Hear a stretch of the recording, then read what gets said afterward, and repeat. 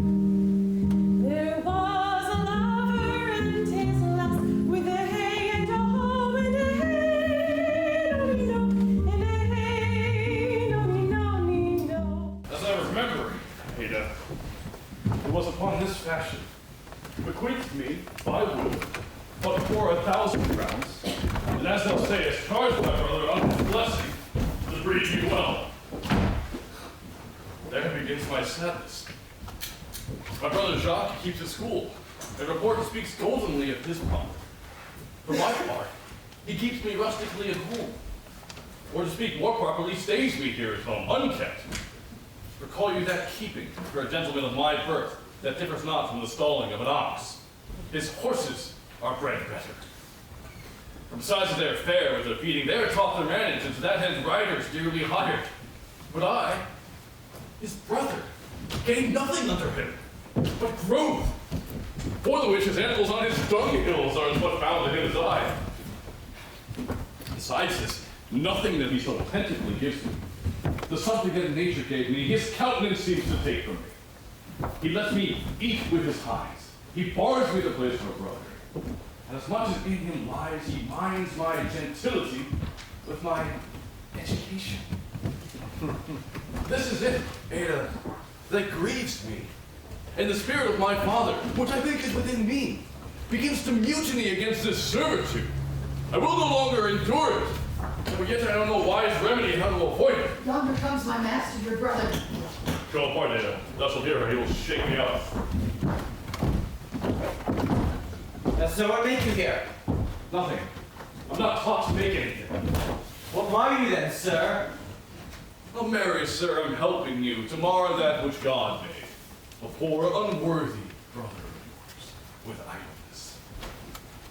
Marry, sir, be better employed, and be not a while. Shall I keep your hogs, and eat husks with them? What prodigal portion have I spent, that I should come to such penury? Know you where you are, sir? Oh, sir, very well. Here, in your orchard. Before whom, sir? I. Better than him I am before he knows me. I know you are my eldest brother, and in the gentle condition of blood, you should so know me. The courtesy of nations allows you my better in that you are the firstborn, but that same tradition takes not away my blood. Were there 20 brothers betwixt us, I have as much of my father in me as you. Albeit I confess your coming before me is nearer to his reverence. Polite! Come, elder brother, you're too young in this. My hands on me, villain! I am no villain. I am the youngest son of Sir Roland's boys. He was my father, and he is strike to know that said such a father begot villains. Wert thou not my brother, I would not take this hand from this throat till this other had torn out thy tongue for saying so. Thou hast railed on thyself. Sweet masters, be patient, for your father's remembrance be at accord. Let me go, I say! I will not till I please. You shall hear me.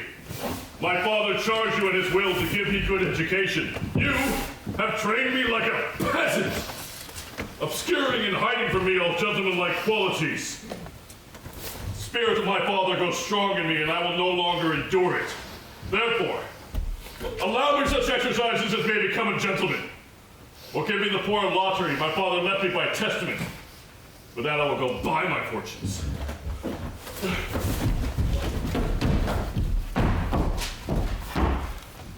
Well, adieu. Beg when that is spent. Well, sir, get you in. I will not belong in trouble with you. You shall have some part of their will. Pray, leave me. No further offends you, that becomes me for my good.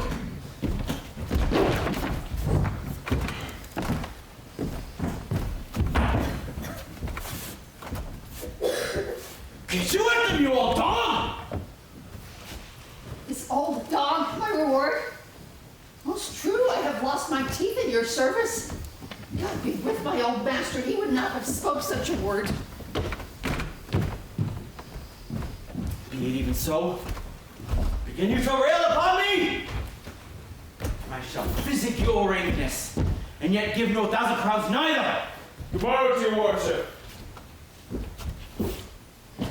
Mr. Charles, what's the new news at the new court? There's no news, sir, but the old news. That is, the old Duke is banished by his younger brother, the new Duke, and 3 or 4 of his followers have put themselves into voluntary exile with him, whose lands and revenues enrich the new Duke. Therefore, he gives them good leave to wander. Can you tell if ROSALIND, the Duke's daughter, be banished with her father? Oh, no.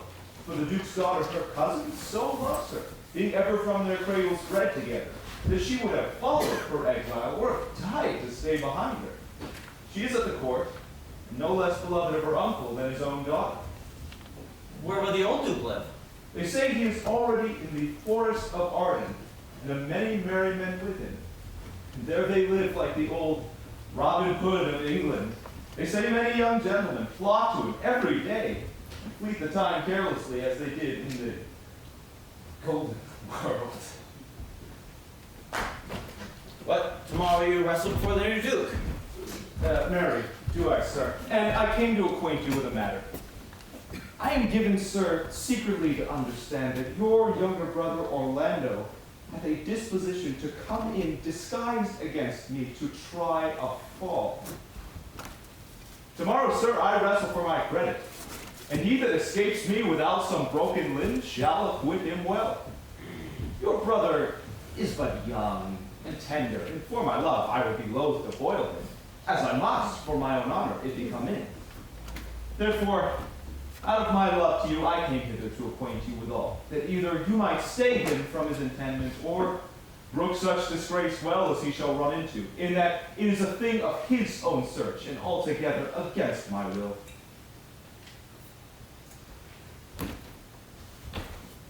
Charles, I thank thee for thy love to me, which thou shalt find I will most kindly requite. I had myself noticed my brother's purpose herein.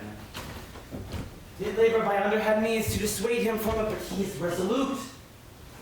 I'll tell thee, Charles, it is a stubbornish young fellow of France, full of ambition, envious emulator of every man's good parts, a secret and villainous contriver against me, his natural brother. Therefore use thy discretion. I had as lief thou didst break his neck as his finger.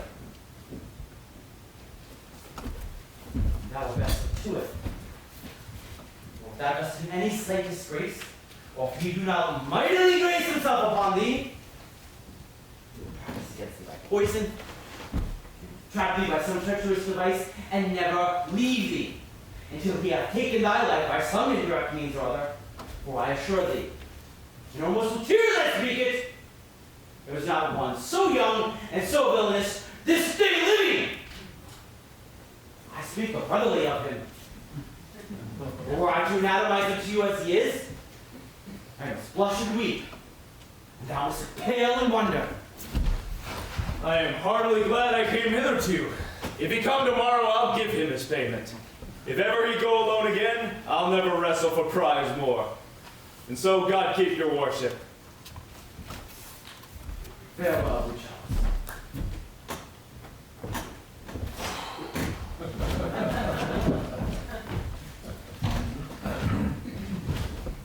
Now will I stir this gamester. I hope I shall see an end to him. My soul, yet I know not why, hates nothing more than he. He's gentle, schooled and yet learned, full of noble device, all sorts enchantingly beloved. Indeed, so much in the heart of the world, especially of my own people who know him best. I am altogether misurprised. But it shall not be so long. This wrestler shall clear all. What remains is that I kindle the boy thither, which now I'll go about. Pray thee, Rosalind, sweet my cuz, be merry. Dear Celia, I show more mirth than I am mistress of, and would you yet I were merrier. Unless you could teach me to forget a banished father, you must not learn me how to remember any extraordinary pleasure. Herein I see thou lovest me not with the full weight that I love thee. If my father, uncle, thy banished father, had banished thy uncle, the Duke my father, so thou hadst been still with me, I could have taught my love to take thy father as mine. So wouldst thou, if the truth of thy love to me were as righteously tempered as mine is to thee. Well, I will forget the condition of my estate to rejoice in yours. You know my father hath no child but I, nor none is like to have. And truly, when he dies, thou shalt be his heir. For what is taken away from thy father perforce, I will render thee again in affection. By mine honor I will, and when I break that oath, let me turn monster. Therefore, my sweet Rose, dear Rose, be merry. From henceforth I will, coz, and devise sports. Let me see. What think you of falling in love? Marry, I pray thee do, to make sport withal. Let us sit and mock fortune, that her gifts may henceforth be bestowed equally. I would we could do so, for her benefits doth most mistake in her gifts to women. 'Tis true, for those that she makes fair, she scarce makes honest, and those that she makes honest, she makes very unfavorably. How now, wit? Whither wander you? You must come away to your father. Were you made the messenger? No, by mine honor. But I was bid come for you. Where learned you that old fool? Of a certain knight who swore by his honor that they were good pancakes, and that the mustard was not. Now, I'll stand to it. The pancakes were not, and the mustard was good. And yet was not the knight forsworn? How prove you that in the great heap of your knowledge? I marry, now unmuzzle your wisdom. Stand you both forth now. Stroke your chins and swear by your beards that I am a knave. By our beards, if we have them, thou art. By my knavery, if I had it, then I were. But if you swear by that, that is not. You are not forsworn. No more was that knight, swearing by his honor, for he never had any, or if he had, he swore away before he ever saw those pancakes, or that mustard. Prithee, who is it that thou meanest? Oh, he that old Frederick, your father, loves. My father's love is enough to honor him. Enough! Speak no more of him. You'll be whipped for taxation one of these days. The more the pity that fools may not speak wisely of what wise men do foolishly. Ah, by my troth, thou sayest true. For since the little wit that fools had was silence, the little foolery that wise men have makes a great show. Here comes Monsieur Lebeau. With his mouth full of news, He shall put on us as pigeons feed their young. then shall we be news proud. All the better, we shall need a more marketable. Bonjour, Monsieur Lebeau. What's the news? Fair princess, you have lost a much good sport. What? Of what color? Of what color, madame? How shall I answer you? As wit and fortune will. Or as the destiny's decree. Oh, well said. That was laid on the trowel. You amaze me, ladies. I would tell you of some good wrestling that you have lost the sight of. Oh, yet tell us the manner of the wrestling. I will tell you the beginning, and if it please your ladyships, you may see the end, for the end is best to do, and here, where you are, for they are coming to perform it.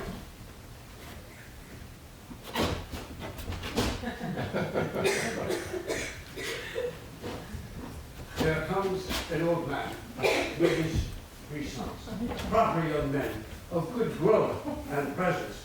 The eldest wrestled with Charles, the Duke's wrestler, which Charles, in a moment, threw him, go 3 of his ribs, so that there is little hope of life in him. And so he served the second and the third. Yonder they lie, that poor old man, their father, weeping and making such piteous dole over them that the beholders take his part in weeping. Alas, But what is the sport, monsieur, which the ladies have lost? I just speak of it. Thus men may grow wiser every day. Is the first ever I heard breaking a rib sport for ladies. Or I promise thee. shall we see this wrestling, cousin? Well, you must if you stay here, for here is the appointed place for the wrestling, and they are ready to perform. Yonder shore they are coming. Let us now stay and see it. Come on! Since the youth will not be entreated, his own peril on his forwardness. Is yonder the man? It is so, madam. Alas, he is too young, yet we will see successfully. Come now, daughter and niece. Do you expect hither to see gentlemen? Aye, my liege, so please you give us leave. You will take little delight in it, I can tell you. There are such odds in the man. In pity of the challenger's youth, I would fain dissuade him. He will not be entreated. Speak to him, ladies. See if you can move him. Oh, call him hither, good Monsieur Lebeau. Do so! I'll not be by. Monsieur, the challenger, les princesses call you. Attend them. With all respect and duty. Young man, have you challenged Charles the wrestler? No, fair princess. He is the general challenger. I come to his other two to try with him the strength of my youth. Young gentlemen, your spirits are too bold for your years. You have seen curl proof of this man's strength. If you saw yourself with your eyes or knew yourself with your judgment, the fear of your adventure would counsel you to some more equal enterprise. We pray you, for your own sake, to embrace your own safety and give over this attempt. Do, young sir. Your reputation shall not therefore be misprized. We will make it our suit to the Duke that the wrestling might not go forward. I beseech you, punish me not with your hard thoughts, wherein I confess me much guilty, to deny so fair and excellent ladies anything. But let your fair eyes and gentle wishes go with me to my trial, wherein if I be foiled, there's but one shame, who was never gracious. If killed, but one dead, who was willing to be so. I shall do my friends no injury, for I have none to lament me. In the world, no hurt, for in it I have nothing. Only in the world I fill up a place, which may be better supplied than I had made them. The little strength that I have, I would it were with you. And mine, to eke out hers. Fare you well. I pray heaven I be deceived in you. Your heart's desires be with you. Come! Where is this young gallant that is so desirous to lie with his mother earth? Ready, sir, though his will hath in it a more modest working.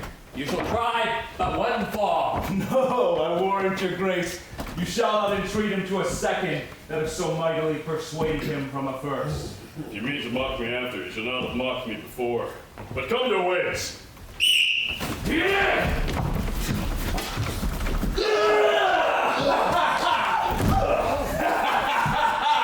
Hercules, be my speed, young man! I swear I were in good to catch that strong fellow by the leg.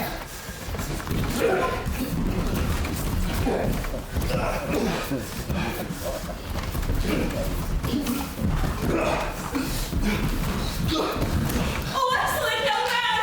Power, by the thunderbolt of mine eye, I'll push you down.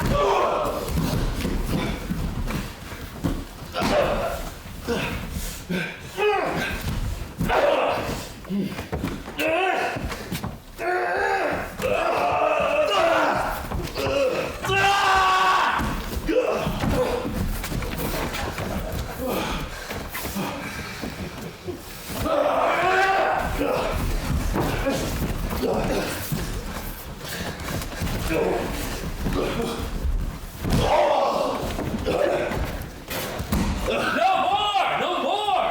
Yes, I beseech your grace. I'm not yet well breathed. How dost thou, Charles?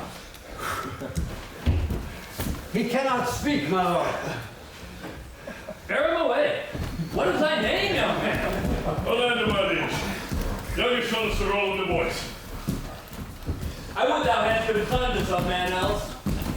The world can hold thy father honorable, but I find him still my enemy. Thou shouldst have better pleased me with this deed hadst thou descended from another house.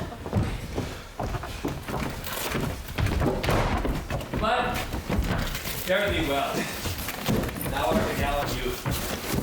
I would thou had told me of another father. Were I my father, cousin, would do this? I am more proud to be Sir Roland's son, his youngest son. Would not change that calling to be adopted heir to Frederick. My father loved Sir Roland as his soul, and all the world was of my father's mind. Had I before known this young man his son, I should have given him tears unto entreaties ere he should thus have ventured. Gentle cousin, let us go make and encourage him. My father's wrath and envious disposition sticks me at heart. Sir!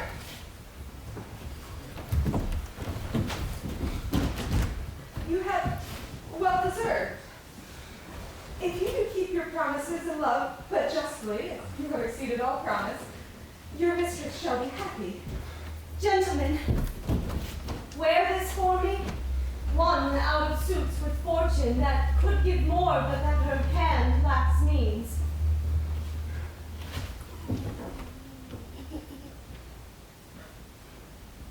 Shall we go outside? Fare you well, fair gentlemen. I don't say I thank you. Better parts are all thrown down, and that which here stands up is but a mere lifeless block. He calls us back. My pride fell with my fortunes. I'll ask him what he would. Did you call, sir?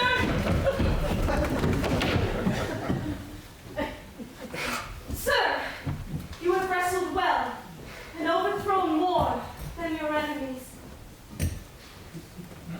Oh, you know, cousin. I'll with you. Fare you well.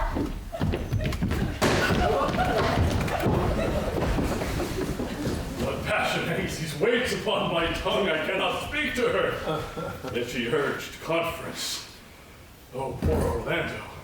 Thou art overthrown, and Charles or something weaker masters thee. Good sir, I do entreat you counsel you to leave this place. Albeit you have deserved high commendation through applause and love. But such is now the Duke's condition, that he misconstrues all that you have done. Well, I thank you. But tell me this. Which of the two was daughter of the Duke that here was at the wrestling? Neither his daughter, if we judge by now.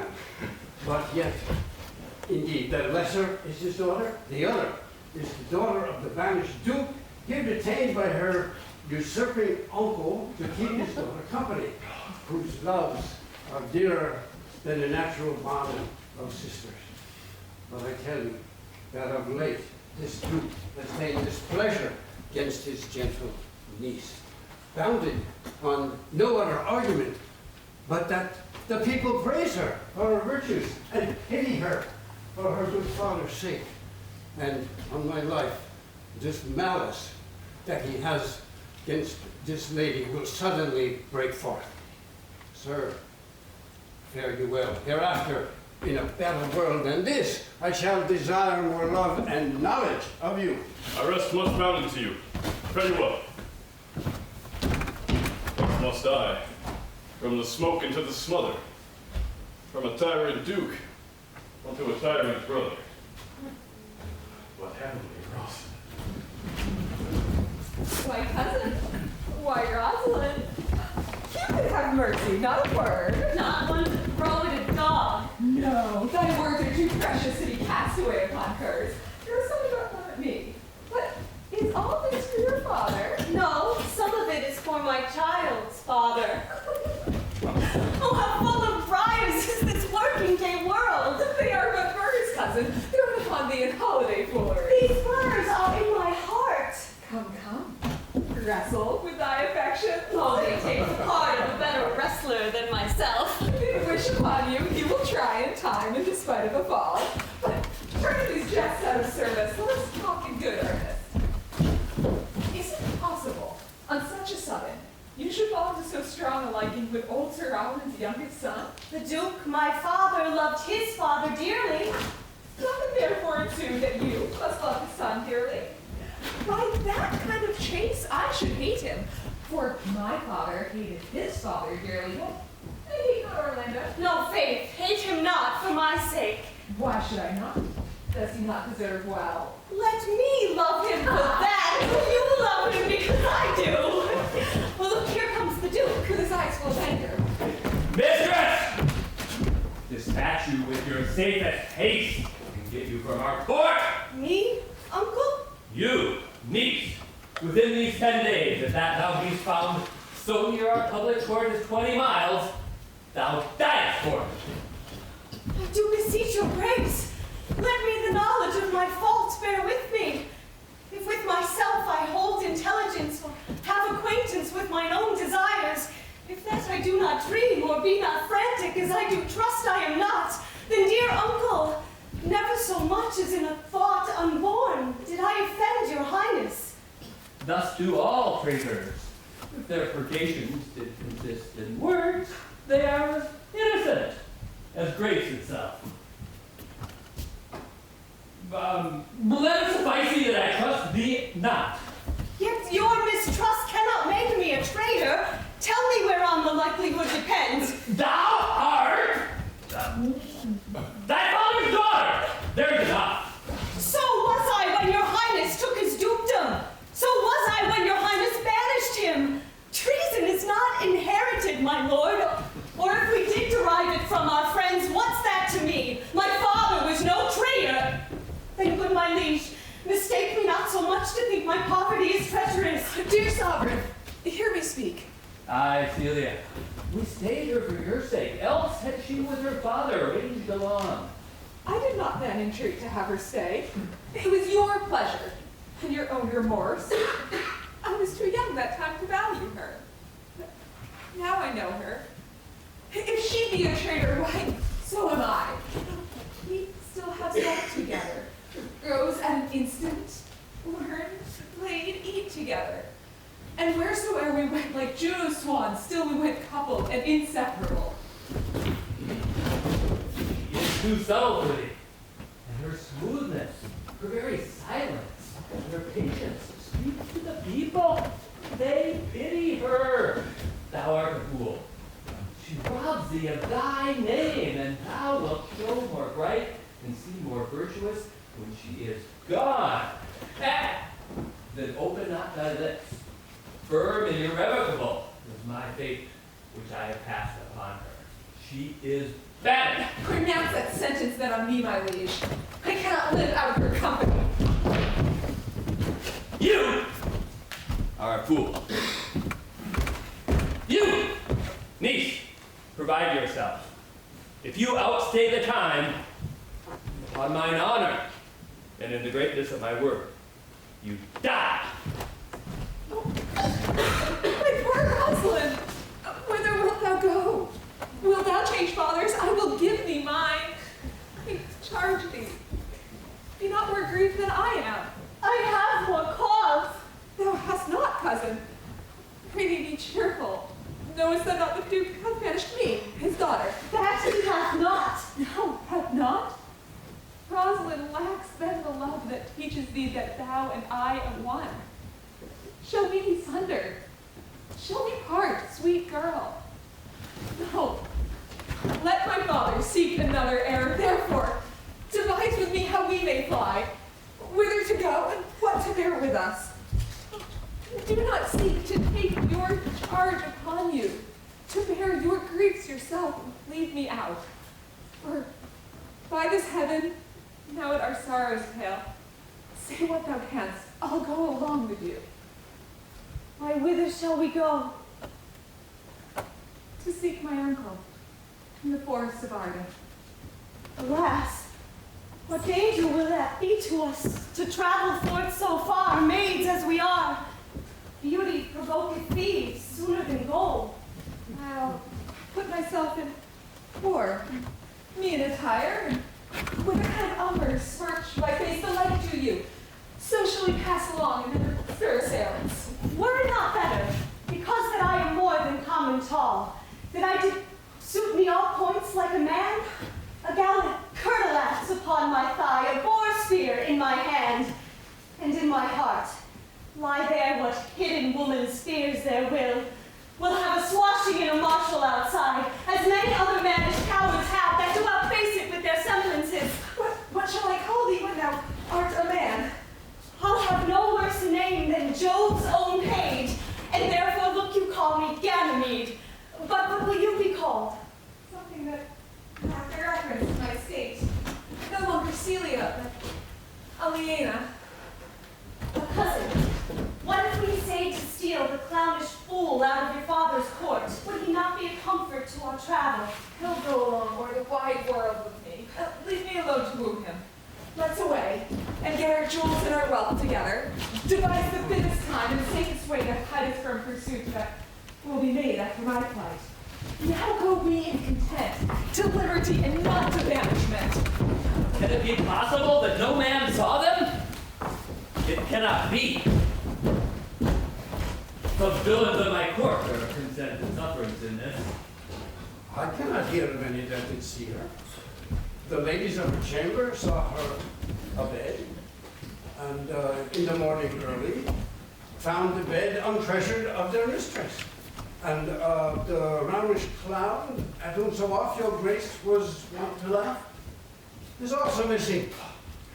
Hesperia, the princess gentlewoman, confesses that she secretly offered your daughter and her cousin much commend the parts and graces of the wrestler that did but lately foil the sinew Charles. She believes, wherever they're gone, that youth is in their company. Send to his brother. Fetch that gallant hither. If he be absent, bring his brother to me. I'll make him find him. Do this! Silence! And let not church and inquisition quail to bring again these foolish runaways.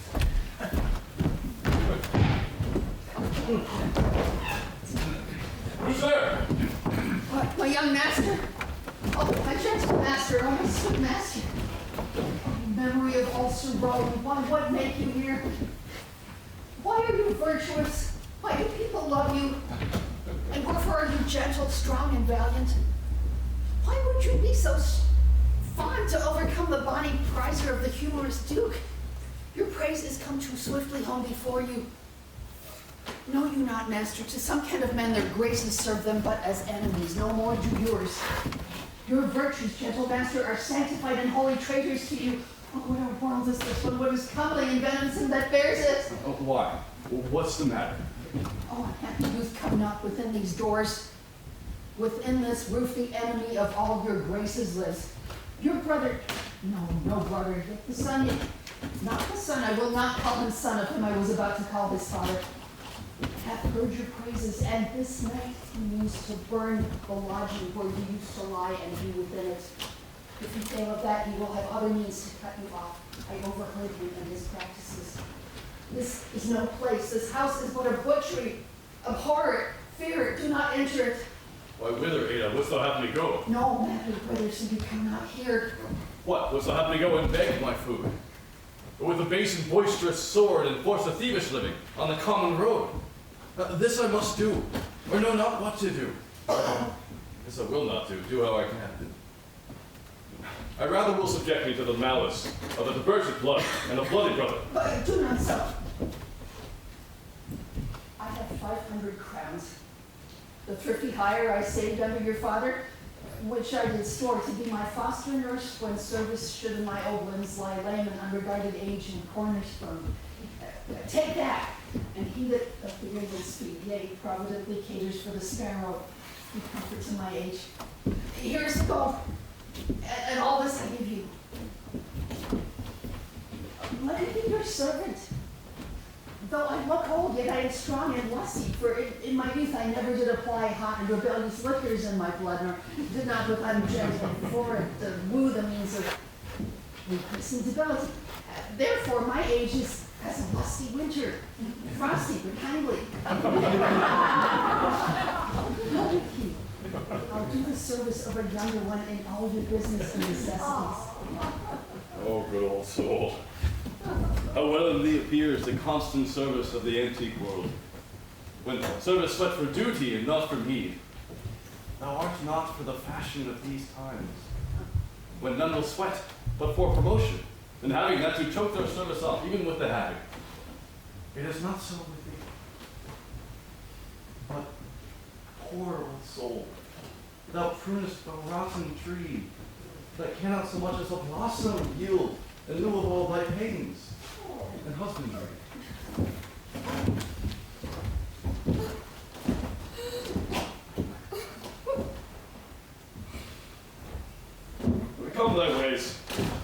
we'll go along together. And there we have thy youthful wages spent. We'll light upon some settled low content. Master, go on, and I will follow thee to the last gasp of truth and loyalty. From 17 years till far beyond 80 here lived I, but now live here no more. 17 years many their fortunes seek, but past 80 it is too late a week. Yet fortune cannot recompense me better than to die well and not my master's debtor.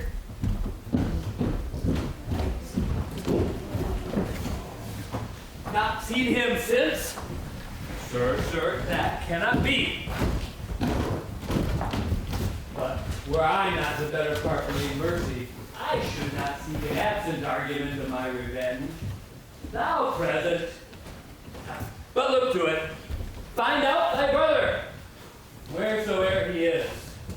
Seek him with candle. Bring him dead or living within this 12 months, or turn thou no more to seek a living in our territory. Thy land, and all things that thou dost call thine, worth seizure, do we seize into our hands, till thou canst quit thee by thy brother's mouth of what we think against thee. Oh, that your highness knew my heart in this. I never loved my brother in my life. More villain thou. Well, push him out of doors. And let my officers of such nature make an extent upon his house and lands. Do this! Expediently! And turn him going!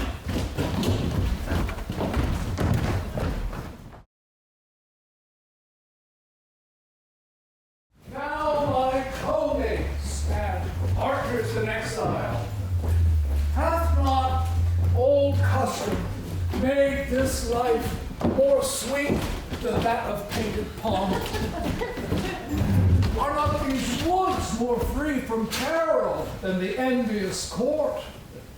But here feel we but the penalty of Adam, the season's difference as the icy fang and churlish chidings of the winter's wind that, as they blow and break upon my body even till I shriek with cold, I smile and say, this is no flattery. These are counselors that feelingly instruct me what I am. Sweet are the uses of adversity, that like the toad, ugly and venomous, wears yet a precious jewel in his head. And this our life, exempt from public haunt, finds tongues in trees, books in the running brooks, sermons in stones, and good in everything. I would not change it. Happy is your grace. I can translate such stubbornness of fortune into so quiet and so sweet a style. Come, shall we go kill us venison? And yet, it irks me, the poor dappled fools, being native burghers in this desert city, should in their own confines with forked heads have their round haunches gored. Indeed, my lord, the melancholy JAQUES grieves at that, and swears in that kind you do usurp more than doth your brother that hath banished you. Today, AMIENS and myself did steal behind him as he lay along, under an antique oak whose root peeps out upon the brook that brawls along this forest, to the which place a poor sequestered stag, that from the hunter's aim had taken a hurt, had come to languish. And indeed, my lord, the melancholy creature heaved forth such groans that their discharge did stretch his leathern coat almost to bursting. and the big, round tears coursed one another down his innocent nose in piteous chase. And thus the hairy fool, much marked of the melancholy JAQUES, stood on the extremest verge of the swift brook, augmenting it with tears. What said JAQUES? Did he not moralize the spectacle? Yes, my lord, into 1,000 similes. First, for his weeping into the needless stream. Poor dear, quoth he, thou makest a testament as worldlings do, giving thy sum of more to that which has too much. Then, being there alone, left and abandoned of his velvet friends, "'Tis right," quoth he. "Thus misery doth part the flux of company." Anon, a careless herd full of the pastors joked along by him and never stayed to greet him. "'Tis right," quoth he. "Sweep on, ye fat and greasy creatures. 'Tis just the fashion. Wherefore do you look upon that poor and broken bankrupt there? Thus, most effectively, you pierce it through the body of the country, city, court, yea, and of this our life, swearing that we are mere usurpers, tyrants, and what's more, to frighten the animals and kill them up in their assigned and native dwelling place." And did you leave him in this contemplation? "We did, my lord, weeping and commenting upon the sobbing deer." Well, show me the place. I love to cope him in these solemn fits, for then he's full of matter. "I'll bring you to him straight." Oh, Jupiter, how weary are my spirits. They're not to my spirits if my legs were not weary. I could find within my heart to disgrace my man's apparel and to cry like a woman, but I must comfort the weaker vessel. Therefore, courage, good Aliena. Bear with me. I cannot go no further. Oh, for my part, I would rather bear with you than bear you. I should bear no cross if I did bear you, for I think you have no money in your purse. So, this is the forest one. Aye. Now am I an ardent, the more fool I. When I was at home, I was in a better place. But travelers must be content. I be so good, Touchstone. Who comes here? A young man and shepherd in solemn talk. That is the way to make them scorn you still. Oh, Corinne, thou knewest how I do love her. I partly guess, for I have loved her now. No, Corinne, being old thou canst not guess, though in thy youth thou wast as true a lover as ever sighed upon a midnight pillow. But if thy love were ever like to mine, as sure I think did never man love so. How many actions most ridiculous hast thou been drawn to by thy fantasy? Into 1,000 that I have forgotten. Oh, thou didst then ne'er love so heartily! If thou rememberest not, the slightest folly that ever love did make thee run into, thou hast not loved. Or if thou hast not sat, as I do now, wearying thy hearer in thy mistress' praise, thou hast not loved. Or if thou hast not broke from company abruptly, as my passion now makes me, thou hast not loved. Oh, Phoebe. Phoebe! Phoebe! Alas, poor shepherd! Searching of thy wound, I have by hard adventure found mine own. And I mine. I remember when I was in love. I broke my sword upon a stone and did take that for cutting the night upon Jane's smile. And I remember the kissing of her back and the cow dogs which her pretty chopped hands had milked. And I remember the wooing of a peas cod instead of her, from whom I took 2 calves, and giving them her again, said, with weeping voice. Wear these for my sake.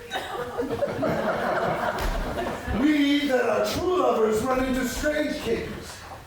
But as all is mortal in nature, so is all nature love, mortal in folly.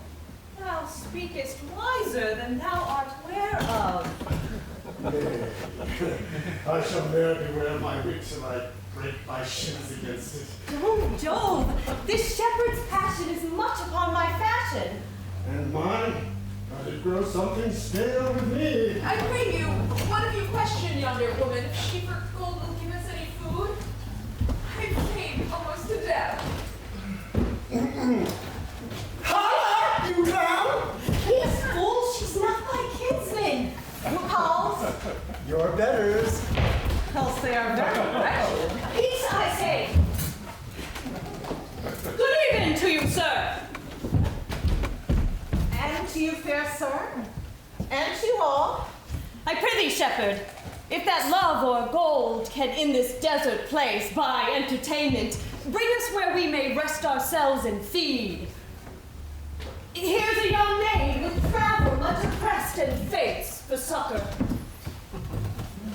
Fair Sarah, I pity her, and wish for her sake, more than my own, my fortunes were more able to relieve her. But I am shepherd to another man, and do not share the fleeces that I graze. My master is of churlish disposition, little recks to find the way to heaven by doing deeds of hospitality. Besides, his coat, his flock, and bounds of feet are now on sale, and are shackled now. By reason of his absence, there is nothing that you will feed on.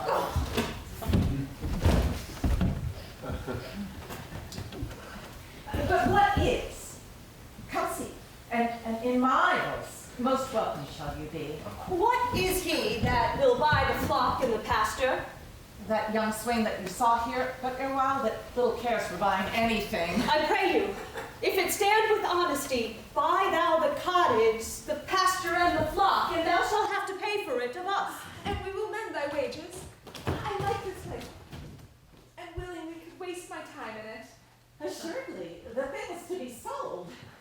Go with me, and if you like, upon the porch, the soil, the profit, and this kind of life, I will your most faithful Peter be, and with your gold, bite right suddenly.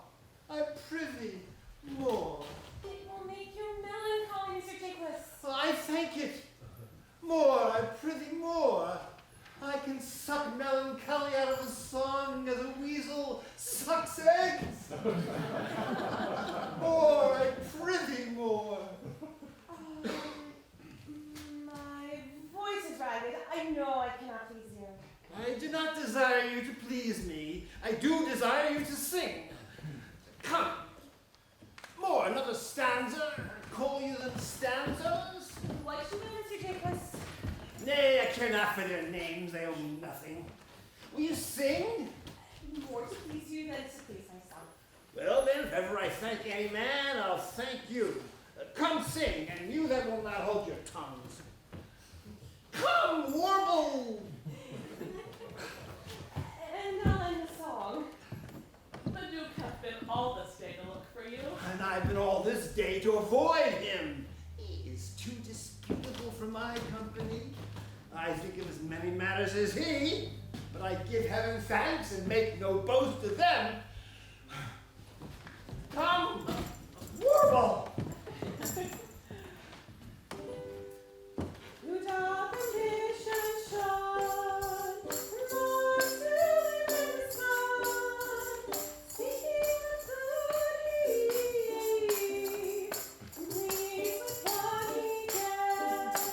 Some hither, some hither, some hither, some hither. He shall receive abandon me, and winter and rough weather. I'll give you a verse to this note that I made yesterday, in despite of my invention. And I shall sit.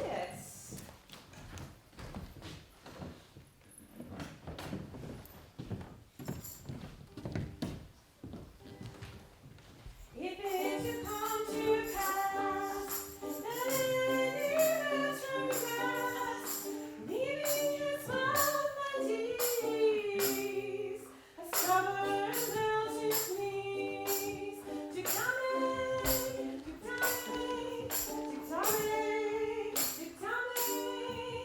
he shall receive gross fools as he, and if he will come to me. What's that Dukdame? It's a Greek invocation to call fools into a circle. I'll go sleep if I can. If I cannot, I'll rail against all the firstborn of Egypt. We'll go seek the Duke. This banquet is prepared. Master, I can go further. I'll die for food. Here lie down. Measure out my grave. Farewell, kind master. How now, Ada? No greater heart than thee. Live a little, comfort a little, cheer thyself a little. If this uncouth forest yields anything savage, I will either be food for it or bring it food to thee. Thy conceit is nearer death than thy powers. For my sake, be comfortable. Hold death a while at the arm's end. And I'll be with thee presently. And if I bring thee not something to eat, I will give thee leave to die. But if thou diest before I come, thou art a mocker of my labor. Well said, thou lookst cheerly. I'll be with thee quickly. If thou liest in the bleak air, come, let me bear you to some shelter, where thou shalt not die for lack of a dinner, to live anything in this desert. Cheerly, good Ada. I think he be transformed into a beast, for I can nothing find him like a man. My lord, he is but even now gone hence. Here was he merry, hearing of a song. If he, compact of jars, grow musical, we shall have shortly discord in the spheres. Go, seek him, tell him I would speak with him. He saves my labor by his own approach. Oh, why, monsieur, what a life is this? That your friends must woo your company, that you look merrily. A fool! A fool! I met a fool in the forest! A motley fool! What a miserable world. As I do live by food, I met a fool who laid him down and basked him in the sun and railed on Lady Fortune in good terms. In good set terms. And yet a motley fool. Good morrow, fool, quoth I. No, sir, quoth he, call me not fool, till heaven hath sent me fortune. And then he drew a dial from his poke, and looking on it with lackluster eyes, says very wisely, it is 10 o'clock. 'Tis, thus we may see, quoth he, how the world wags. 'Tis but but an hour ago since it was 9, and after 1 hour more it'll be 11, and so from hour to hour we write and write, and then from whore to whore we rot and rot, and thereby hangs a tale. I did hear the motley fool thus moral on the time. My lungs began to crow like Shakespeare, that fools should be so deep contemplative, and I did laugh. Sans intermission, an hour by his dial. Oh, noble fool, a worthy fool. Motley's the only wear. What fool is this? A worthy fool, one that has been a courtier, and says if ladies be but young and fair, they have the gift to know it. And in his brain, which is as dry as the remainder biscuit after a voyage, he hath strange places crammed with observation for rich events and mangled forms. Oh, that I were a fool. I am ambitious for a motley coat. Oh, thou shalt have one. It is my only suit. I must have liberty, with all as large as charter, as the wind to blow on whom I please, for so fools have. And those that are most galled by my folly, they most must laugh. Invest me in my motley. Give me leave to speak my mind, and I will. Through and through cleanse the foul body of the infected world. They will patiently receive my medicine. Fie on thee. I can tell what thou wouldst do. Why, what for a penny would I do but good? Most mischievous foul sin, confiding sin, for thou thyself hast been a libertine. Yes, sensual as the brutish sting itself, and all the embossed sores, and headed evils that thou with license and free foot hast caught, wouldst thou disgorge into the general world. But who comes here? Forbear, and eat no more. Well, I eat none yet. Nor shalt not, till necessity be served. What kind should this cock come of? Art thou thus bolded, man, by thy distress, that or else a rude despiser of good manners, that in civility thou seemst so empty? You touched my veineth first. The thorny point of bare distress hath taken from me the show of smooth civility. Yet am I inland bred and know some nurture. But forbear, I say. He dies who touches any of his fruit, till I in my affairs or answer it. If thou will not be answered with reason, I must die. What would you have? Your gentleness shall force more than your force move us to gentleness. I almost die for food. Let me have it. Sit you down and feed, and welcome to our table. Speak you so gently. Pardon me. But all things have been savage here, and therefore put I on the countenance of stern commandment. But whatever you are, that's in this desert inaccessible, under the shade of melancholy boughs, lose and neglect the creeping hours of time. If ever you have looked on better days, if ever been where bells had knolled to church, if ever sat at any good man's feast, if ever from your eyelid wiped a tear, know what is to pity and be pitied. Oh, let gentleness my strong enforcement be. In the which hope, I blush and hide my knife. True it is that we have seen better days. And have with holy bell been knolled to church, and sat at good men's feasts, and wiped our eyes with drops that sacred pity hath engendered. And therefore sit you down in gentleness, and take upon command what help we have to your wanting may be ministered. Then but forbear your food a little while, whilst like a doe I go to find my fawn, and give it food. There is a poor woman who after me many a weary step hath limped in pure love, till she be first sufficed, oppressed by two weak evils, age and hunger. I'll not touch a bit. Go, find her out, and we will nothing waste till you return. I thank ye, and be blessed for your good comfort.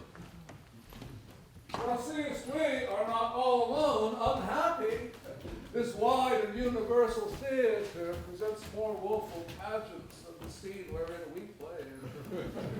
All the world's a stage, and all the men and women merely players.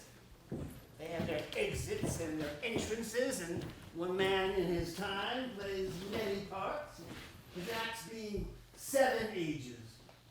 At first the infant, mewing and puking in the nurse's arms.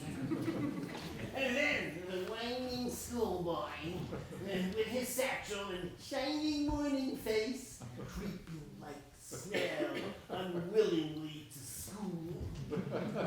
Then another, sighing like furnace, with a woeful ballad made to his mistress's eyebrow.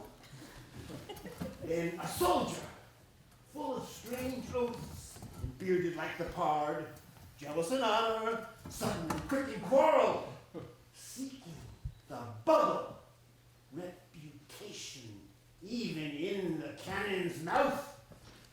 Then the justice, and fair round belly with good capon lined, with eyes severe and beard of formal cut, full of wise flaws and modern instances. And so he plays his part. 6th age shifts into the lean and slippered pantaloon, with spectacles on nose and pouch on side, his youthful hose well saved, a world too wide for his shrunk shake, and his big manly voice turning again towards childish trouble. In his sound.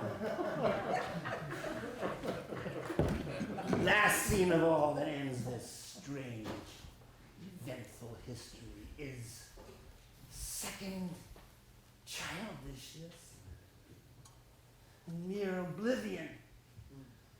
Sans teeth, sans eyes, sans taste, sans everything. Welcome. Set down your venerable burden and let her feed. I thank you both for her. So had you need? I scarce can speak to thank you for myself. You're welcome. Fall to. Yeah, I will not trouble you, Lizette, to question you about your fortunes. Give us some music, a good cousin. Sing.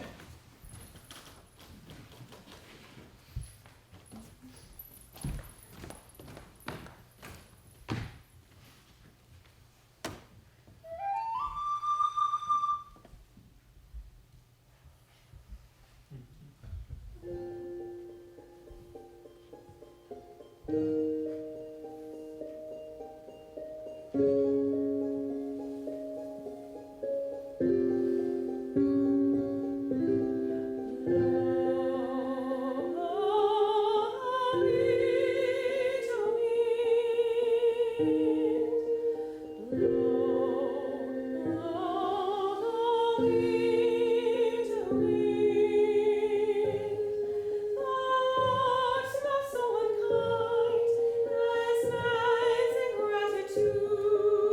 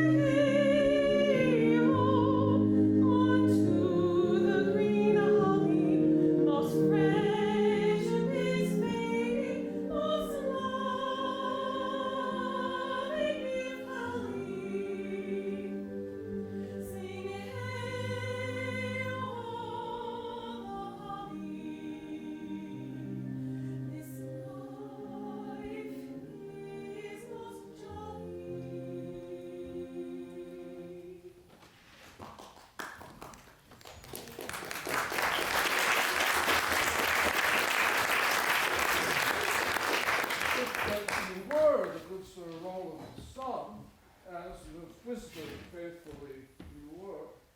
But as my eye doth his effigies in thy face find well limbed and living, be truly welcome hither. I am the Duke, and that loved your father. Yeah, the rescue of your fortune, go to my cave and tell me. Good old soul, thou art right welcome as thy master is, supported by the arm. Give me your hand. And let me all your fortunes understand you.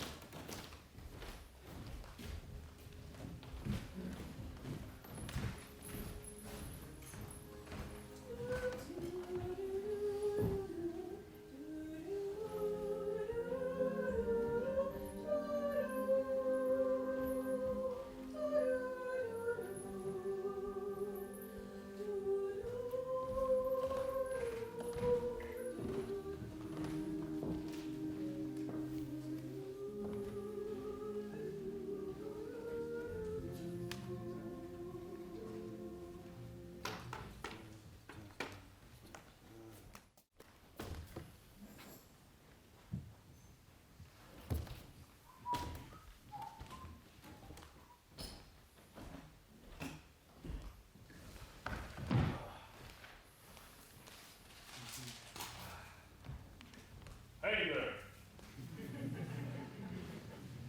I first, a witness of my love. Ah. And thou, thrice crowned queen of night, survey, with thy chaste eye, from thy pale sphere above, thy huntress name which my full life does sway. Oh, ROSALIND, that these trees shall be my books, and in their barks my thoughts, O character, that every eye which in this forest looks shall see thy virtue witnessed everywhere. Run, run, Orlando, carve on every tree the fair, the chaste, and unexpressive. She.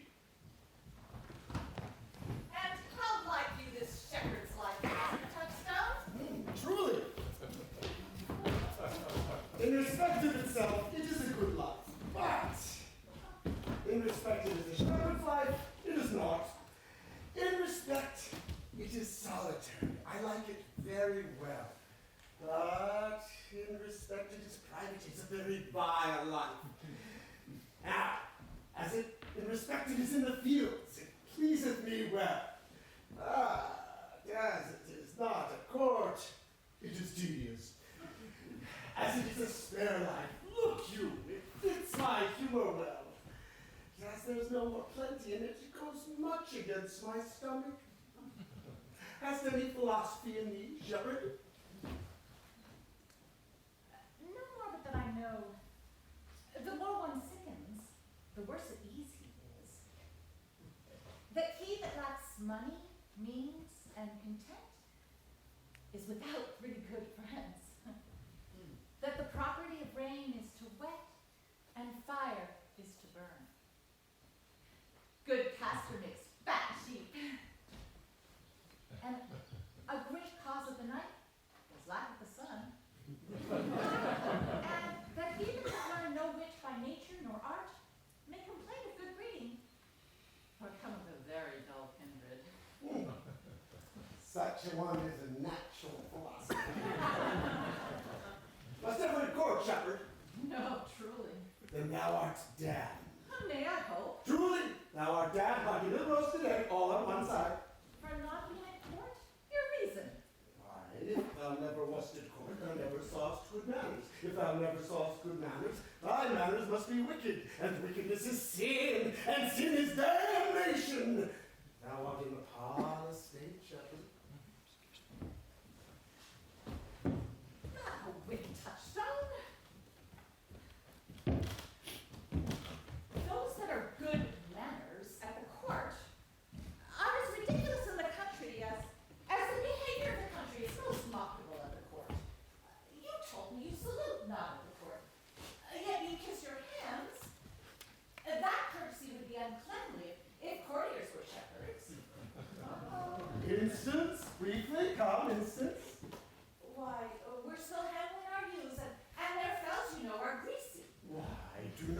courtier's hands sweat? And is not the grease of the mutton as wholesome as the sweat of a man? Shallow, shallow. A better instance, I say. Come.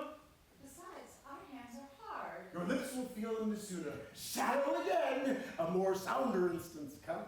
And are often tarred over with the surgery of our sheep. And would you have us kiss tar? The courtier's hands are perfumed with civet. Most shallow woman. Oh, now worms need in respect of a good piece of flesh indeed. Learn of the wise and perpend. Civet is of a baser birth than tar, the uncleanly flux of a cat. Mend the instant, shepherd. You have too courtly a wit for me.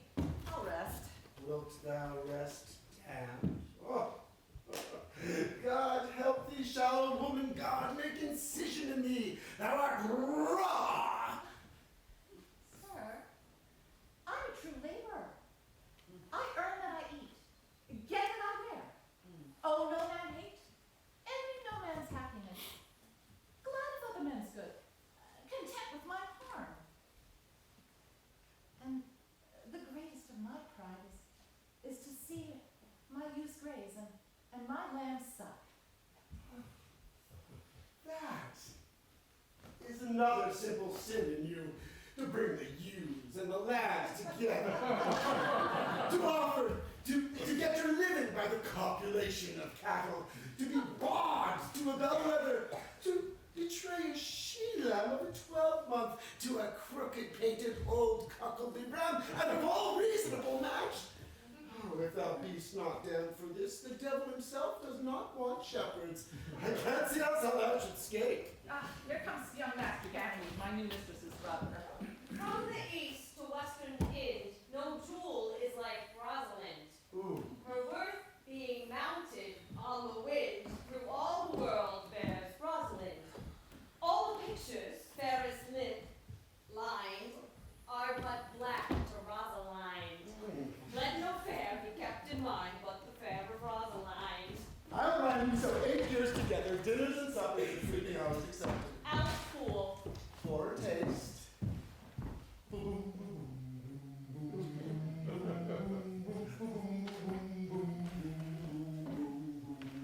If a heart do lack a hind, let him seek out Rosaline.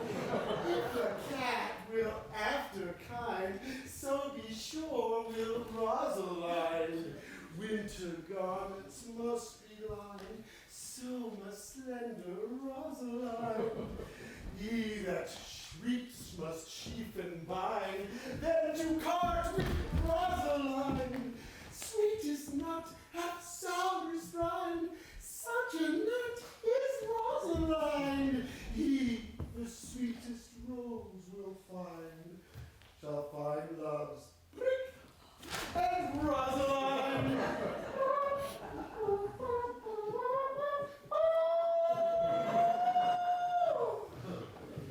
This is the very full gallop. Why are you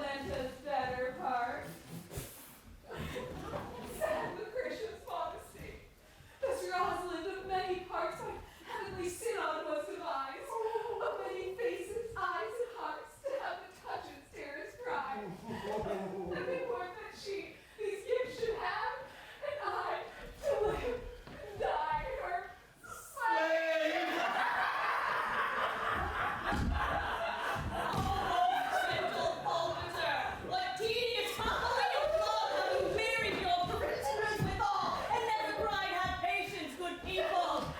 Hang out, backgrounds. Shepherd, go off a little. Go with her, sirrah. Come, shepherd, let us make an honorable retreat, if not with bag and baggage, then with scrip and scrippage. Didn't know hear these verses. Yes, I heard them all, and more too, for some of them had in them more feet than the verses would bear. Tis no matter for feet, my fair verses. Either the feet were lame and could not bear themselves without the verse, and therefore stood lamely in the verse. What? Didst thou hear without wondering how thy name should be hanged and carved upon these trees? Look here what I found on a palm tree. I was never so berhymed since Pythagoras' time that I was an Irish rat, which I can hardly remember. Know you who hath done this? Is it a man? And the chain that you once wore about his neck? Prithee, color. who is it? Oh, Lord. Nay, but who is it? Is it possible? Nay, I prithee now with most petitionary vehemence, tell me who it is. Oh, wonderful, most wonderful, yet wonderful after that animal. With my complexion! For something, though I am in comparison like a man, I have a doublet and hose in my disposition. 1 inch of delay more is a south sea of discovery. I prithee, tell me who it is quickly and speak apace.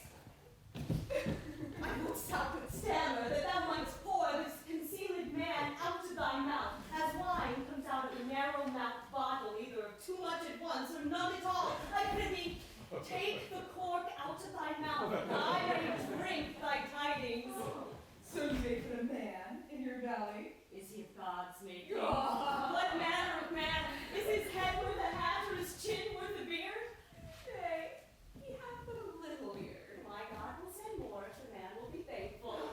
But let me stay the growth of his beard, if thou delay me not the knowledge of his chin. It is young Orlando that tripped up the wrestler's heels and your heart both in an instant. Nay, but the devil take mocking. Speak sad brow and true, maid. Because 'tis he. Orlando? Orlando. Alas the day! What shall I do with my doublet and hose?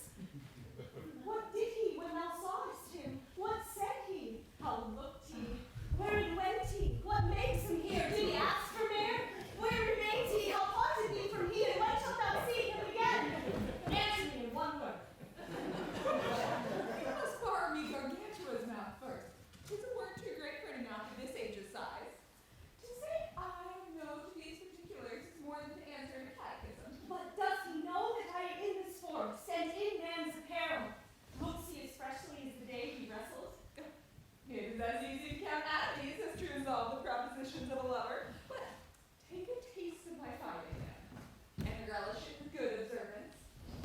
I found him under a tree, like a dropped April. It may well be called Jove's tree when it drops forth such fruit.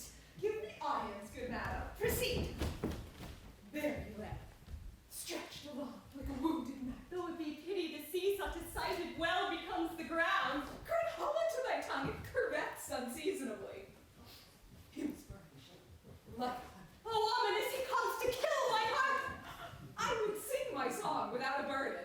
You bring me up tune. Do you not know I am a woman? When I think, I must speak. Sweet, say on. You bring me out. Soft. What's he got here? 'Tis he, slink by and know him. I thank you for your company, but good faith, I honestly have been myself alone.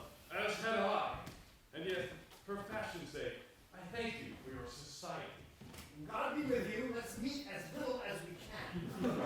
I do desire we may be better strangers. I pray you, mar no more trees with writing love songs in their barks. I pray you, mar no more of my verses with reading them ill-favoredly. Rosalind is your love's name? Yes, just. I do not like your name. I was still done pleasing you when she was christened. she of? Just as high as my heart. You are full of pretty answers.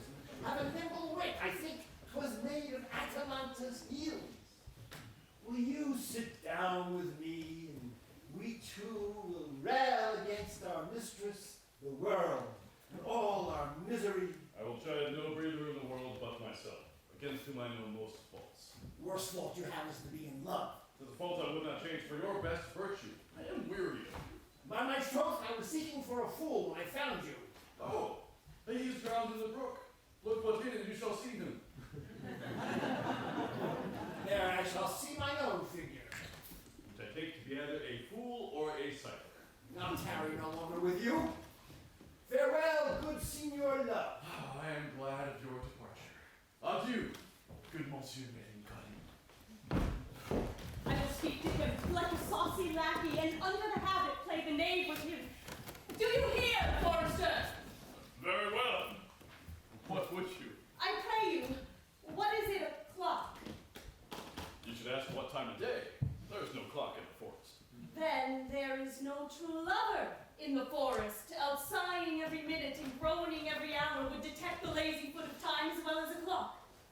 Should it not be the swift foot of time? Had not that been its proper? By no means, sir. Time travels in divers paces with divers persons. I'll tell you who time ambles withal, who time trots withal, who time gallops withal, and who he stands still withal. Oh, I prithee, who doth time trot withal? Marry, he trots hard with a young maid between the contract of her marriage and the day it is solemnized. If the interim be but 7 nights, time's pace is so hard it seems the length of 7 years. Who ambles time withal? With a priest that lacks Latin, and a rich man that hath not the gout. For the one sleeps easily because he cannot study, and the other lives merrily because he feels no pain. The one lacking the burden of lean and wasteful learning, the other knowing no burden of heavy, tedious penury. These time ambles withal. Who gallops time withal? With the thief to the gallows. For though he goes softly, his foot can fall, he thinks himself too soon there. Who stays it still withal? With lawyers in the vacation, for they sleep between term and term, and then they perceive not how time moves. Where dwell you, pretty youth? Oh, with this shepherdess, my sister, here in the skirts of the forest, like fringe upon the petticoat. Are you a native of this place? As the rabbit you see dwell where she is littered. Your accent is something finer than you could purchase, and so remove the dwelling. I have been told so of many, but indeed an old religious uncle of mine taught me to speak, who was in his youth an inland man, one who knew courtship too well for there. He fell in love. I have heard him read many lectures against it, and I thank God I am not a woman to be touched with so many giddy offenses as he hath generally taxed their whole sex withal. Can you recall any of the principal evils he laid to the charge of women? They were not in principle. They were all like one another, as halfpence are. Every one fault seeming monstrous, till his fellow fault came to match it. Oh, I prithee recount some of them. No. I will not cast away my physic, but on those that are sick. There is a man haunts the forest that abuses our young plants with carving ROSALIND in their marks, hangs odes upon hawthorns, elegies on brambles, all forsooth deifying the name of ROSALIND. If I could meet that fancy monger, I would give him some good counsel, for he seems to have the quotidian of love upon him. I am he, and am so love-shaped. I pray you, tell me your remedy. You have none of my uncle's marks upon you. He taught me to know a man in love, in which cage of rushes I am sure you are not prisoner. Well, where is marks? A lean cheek, which you have not. A blue eye and sunken, which you have not. An unquestionable spirit, which you have not. A beard neglected, which you have not. And then your whole should be ungartered, your bonnet unbanded, your sleeve unbuttoned, your shoe untied, and everything about you demonstrating a careless, desolate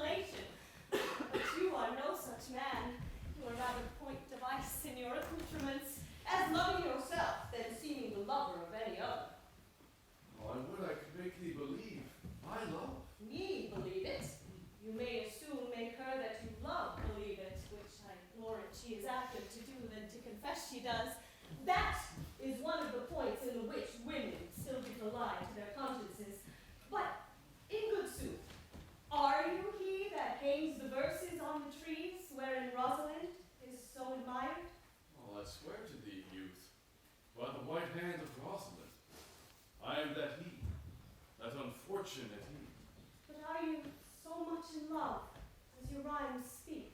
Neither rhyme nor reason can express how much. Love is merely a man's, and I tell you, deserves as well a dark house and a whip as madmen do. And the reason why they are not so punished and cured is that the lunacy is so ordinary that the whippers are in love too. Yet I profess curing it by counsel. Have you ever cured any so? Yes, one. And in this manner, he was to imagine me his love, his mistress, and I set him every day to woo me, at which time would I, being but a moonish youth, would grieve, be effeminate, changeable, longing and liking, proud, fantastical, apish, shallow, inconstant, full of tears, full of smiles, for every passion something, and for no passion truly anything, as boys and women are for the most part cattle of this color, would now like him, now loathe him, then entertain him, then forswear him, now weep for him, then spit at him, that I drove my suitor from his mad humor of love to a living humor of madness, which was to forswear the full stream of the world and to live in a nook merely monastic, and thus I cured him. And in this way will I take upon me to wash your liver as clean as a sound sheep's heart, that there shall not be one spot of love in it. I would not be cured. I would cure you, if you would but call me Rosalind and come every day to my coat and woo me.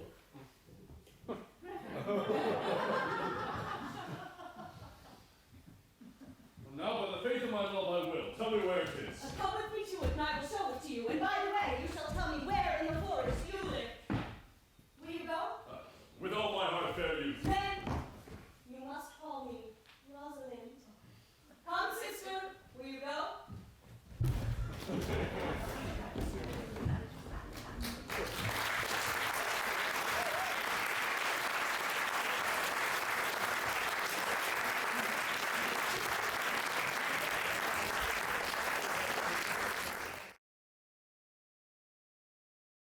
Okay, good Audrey. I will fetch up your goats, Audrey. And how, Audrey? Am I the man yet? Doth my simple features content you? Your features. Lord warrant us. What features? I am here with thee and thy goats as the most capricious poet, most honest Ovid was among the gods. Knowledge ill-inhabited, worse than Jove in a thatched house. When a man's verses cannot be understood, nor a man's good wit seconded by the forward child understanding, it strikes a man more dead than a great reckoning in a little room. I would the gods it may be poetical. I do not know what poetical is. Is it honest indeed in word? No. Is it a true thing? No, truly, for the truest poetry is the most feigned. And lovers are given to poetry, and what they swear by poetry may be said as lovers they do feign. Do you wish then that the gods had made me poetical? Yes, truly, for thou swearest to me that thou art honest. Now, if thou wert a poet, I might have some hope that thou didst feign. Would you not have me honest?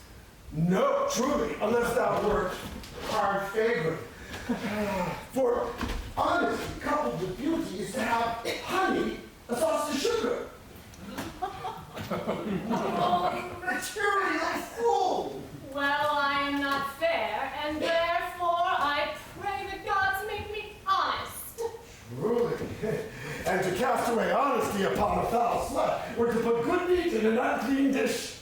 Well, I am not a slut, though I thank the gods I am foul. Oh, praise the gods for thy foulness. Sluttishness may come hereafter.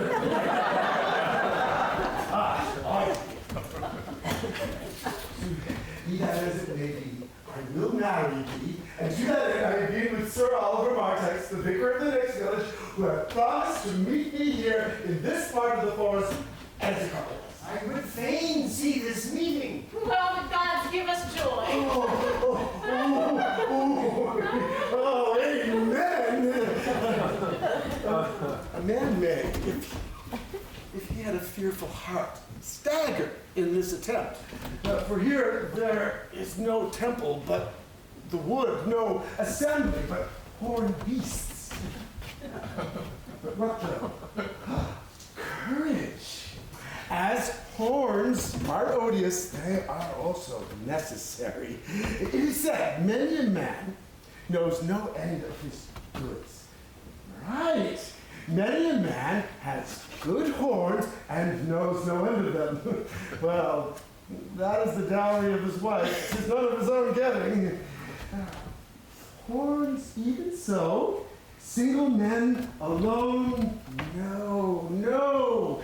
The noblest deer hath them as huge as a rascal.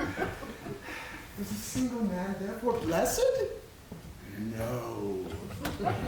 As a walled town is more worthier than a village, so is the forehead of a married man more honorable than the bare brow of a bachelor. And by how much defense is better than no skill?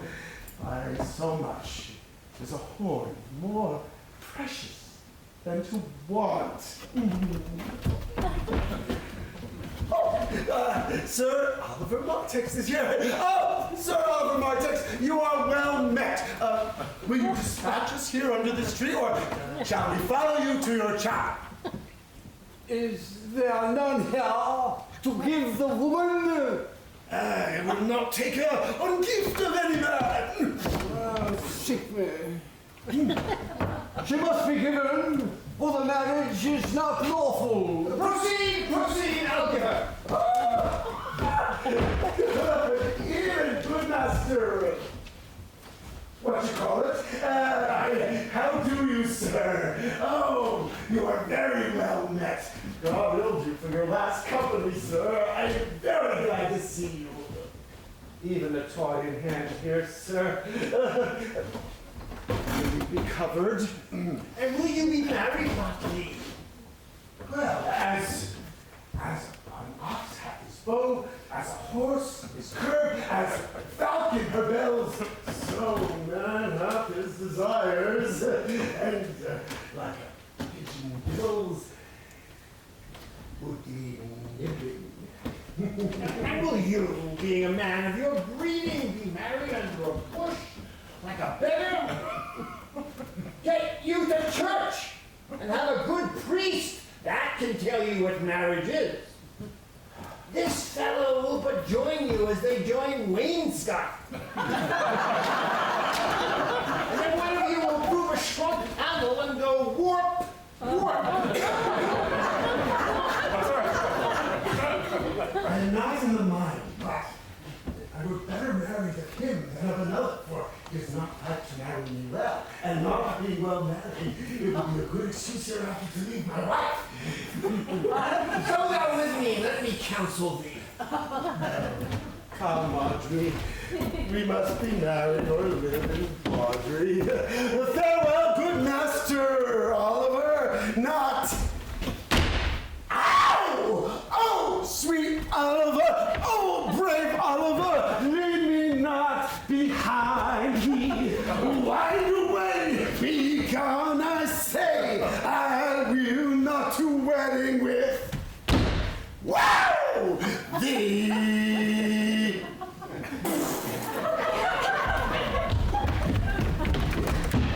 Tis no matter. Ne'er a fantastical knave of them all shall flout me out of my calling.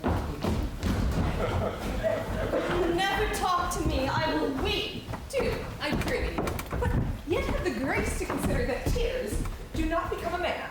So do I not have cause to weep? As good a cause as one may desire, therefore weep.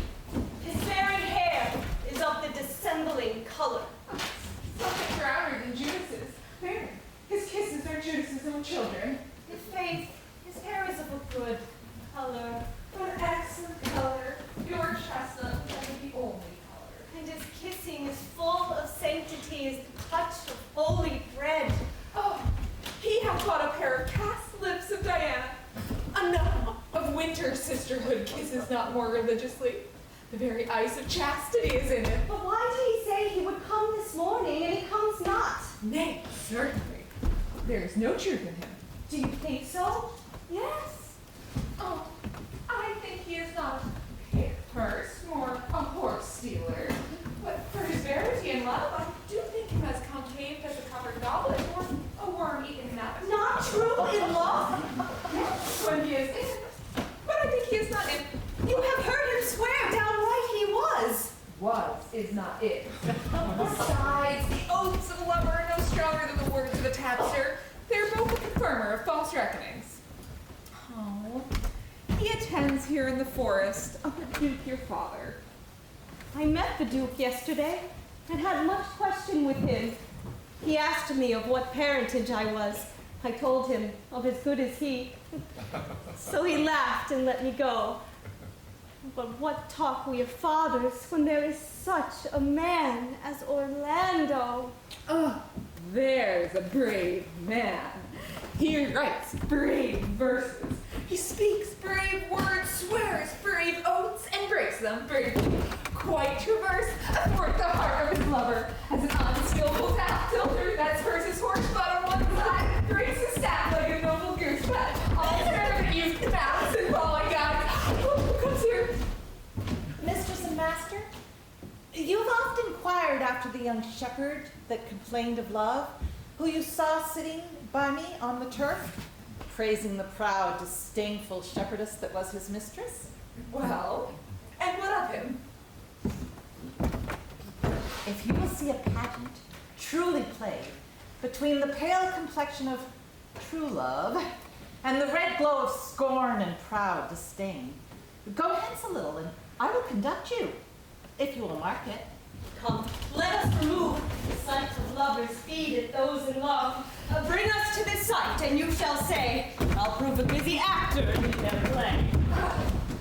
Sweet Phoebe, do not scorn me, do not, Phoebe. Say that you love me, not, say not so in bitterness. The common executioner, whose heart the accustomed sight of death makes hard, falls not the axe upon the humbled neck, but first begs pardon. Will you sterner be than he that dies and lives by bloody drops? I would not be thy executioner. I fly thee, for I would not injure thee. Thou tell'st me there is murder in mine eye. 'Tis pretty sure, and very probable, that eyes, which are the frailest and softest things, who shut their coward gates on atoms, should be called tyrants, butchers, murderers. Now I do frown on thee with all my heart. And if mine eyes can wound, now let them kill thee. Now counterfeit to swoon, why now fall down. And if thou canst not, oh, for shame, lie not to say mine eyes are murderers. Now show me the wound mine eye hath made me. Scratch thee but with a pin, and there remains some scar of it. Lean but upon a brush, the cicatrice, incapable in pressure, thy palm some moment keeps. But now mine eyes, which I have darted at thee, hurt thee not, nor I'm sure there is no force in eyes that can do hurt. Oh, dear Phoebe, if ever, as that ever may be near, you meet in some fresh cheek the power of fancy, then shall you know the wounds invisible that love's keen arrows make. But till that time, come not thou near me! And when that time comes, afflict me with thy mocks, pity me not, as till that time I shall not pity thee. And why, I pray you? Who might be your mother, that you insult, exalt all at once over the wretched? What, though you have no beauty, as by my faith I see no more in you than without candle may go dark to bed, must you be therefore proud and pitiless? Why, what means this? Why do you look so on me? I see no more in you than in the ordinary of nature's sail work. Alas, my little life, I think she means to tangle my eyes too. And no, in faith, hope not after it, proud mistress. 'Tis not your inky brows, your black silk hair, your bugle eyeballs, nor your cheek of cream can attain my spirits unto your worship. You, foolish shepherd, wherefore do you follow her like foggy sound, puffy with wind and rain? You are 1,000 times a properer man than she, a woman. 'Tis fools such as you that make the world full of ill-favored children. 'Tis not her glass, but you that flatters her, and out of you she sees herself more proper than any other lineaments can show her. But mistress, know yourself. Down on your knees and thank heaven's fasting for a good man's love. For I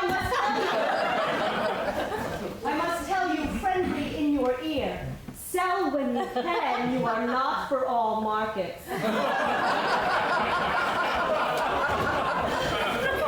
Why, man, mercy, love him, take his offer, foul, his most foul being foul to be a scoffer.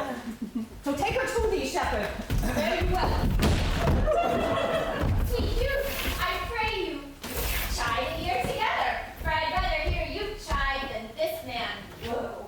He's fallen in love with your foulness, and she'll fall in love with my anger. If it be so, as soon as she answers thee with frowning looks, I'll sauce her with bitter words.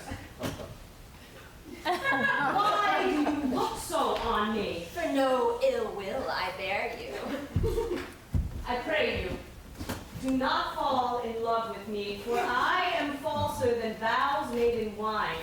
Besides, I like you not. If you would know my house, 'tis by the tuft of olives here hard by. Will you go, sister? Shepherd, ply her hard. Come, sister! Shepherdess, look better on him, and be not proud. Though all the world could see, none could be so abused in sight as he. Come, to our flock!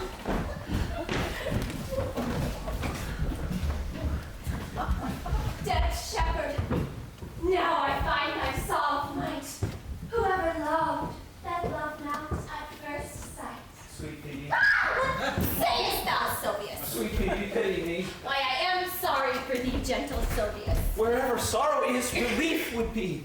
If you do sorrow at my grief and love, by giving love, your sorrow and my grief were both extermined. Thou hast my love. Is not that neighborly? I would have you. Why, that were covetousness. Sylvius, the time was that I hated thee, and yet it is not that I bear thee love, but since that thou canst talk of love so well, thy company, which erst was irksome to me, I will endure, and I'll employ thee too. But do not look for further recompense than thine own gladness that thou art employed. So holy, so perfect is my love, and I in such a poverty of grace that I shall think it a most plenteous crop to glean the broken ears after the man the main harvest reaps. Loose now and then a scattered smile, and that I'll live Knowest thou the youth that spoke to me erewhile? Not very well, but I have met him oft, and he hath bought the cottage in the bounds that the old Carl once was master of. Think not I love him, though I ask for him. 'Tis but a peevish boy. And yet, he talks well. But what care I for words? And yet, words do well when he that speaks them pleases those that hear. It is a pretty youth. Not very pretty, but sure he's proud. And yet his pride becomes him. He'll make a proper man. But the best thing in him is his complexion, and faster than his tongue did make offenses, I did heal it up. He's not very tall. Yet for his years he's tall. His leg is but so-so. And yet 'tis well. There was a pretty redness in his lip. A little riper and more lusty red than that mixed in his cheek. 'Twas just the difference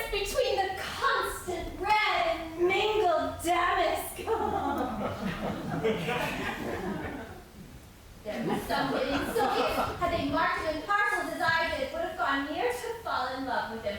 But for my part, I love him not, nor hate him not. And yet, I have more cause to hate him than to love him. For what had he to do to chide at me?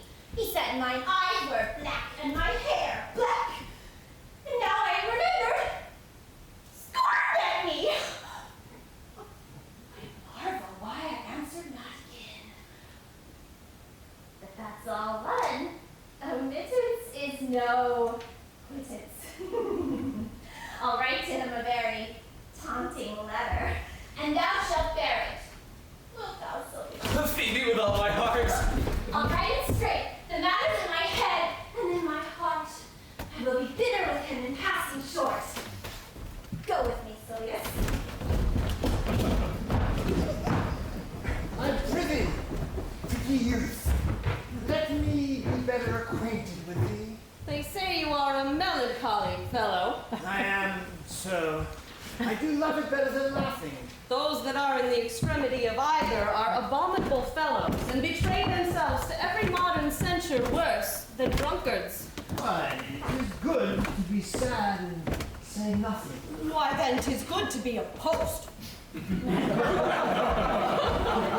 have neither the scholar's melancholy, which is emulation, nor the musician's, which is fantastical, nor the courtier's, which is proud, nor the soldier's, which is ambitious, nor the lawyer's, which is politic, nor the lady's, which is nice, nor the lover's, which is all these. But it is a melancholy of mine own, composed of many sequels, extracted from many objects, and indeed, the sundry contemplation of my travels, in which my often rumination wraps me in a most humorous sadness. A traveler. By my faith, you have great reason to be sad. I fear you have sold your own lands to see other men's. But then to have seen much and have nothing is to have rich eyes and poor hands. Yes, I have gained my experience. And your experience makes you sad. I'd rather have a fool to make me merry than experience to make me sad, and to travel for it too. Good day and happiness, dear Rosalind. Nay then, God be with you if you talk in bland verse. Farewell, Monsieur Traveler. Look you lisp, and wear strange suits, disable all the benefits of your own country, be out of love with your nativity, and even chide God for making him the countenance you are, or I will scarce think you have swam in a gondola.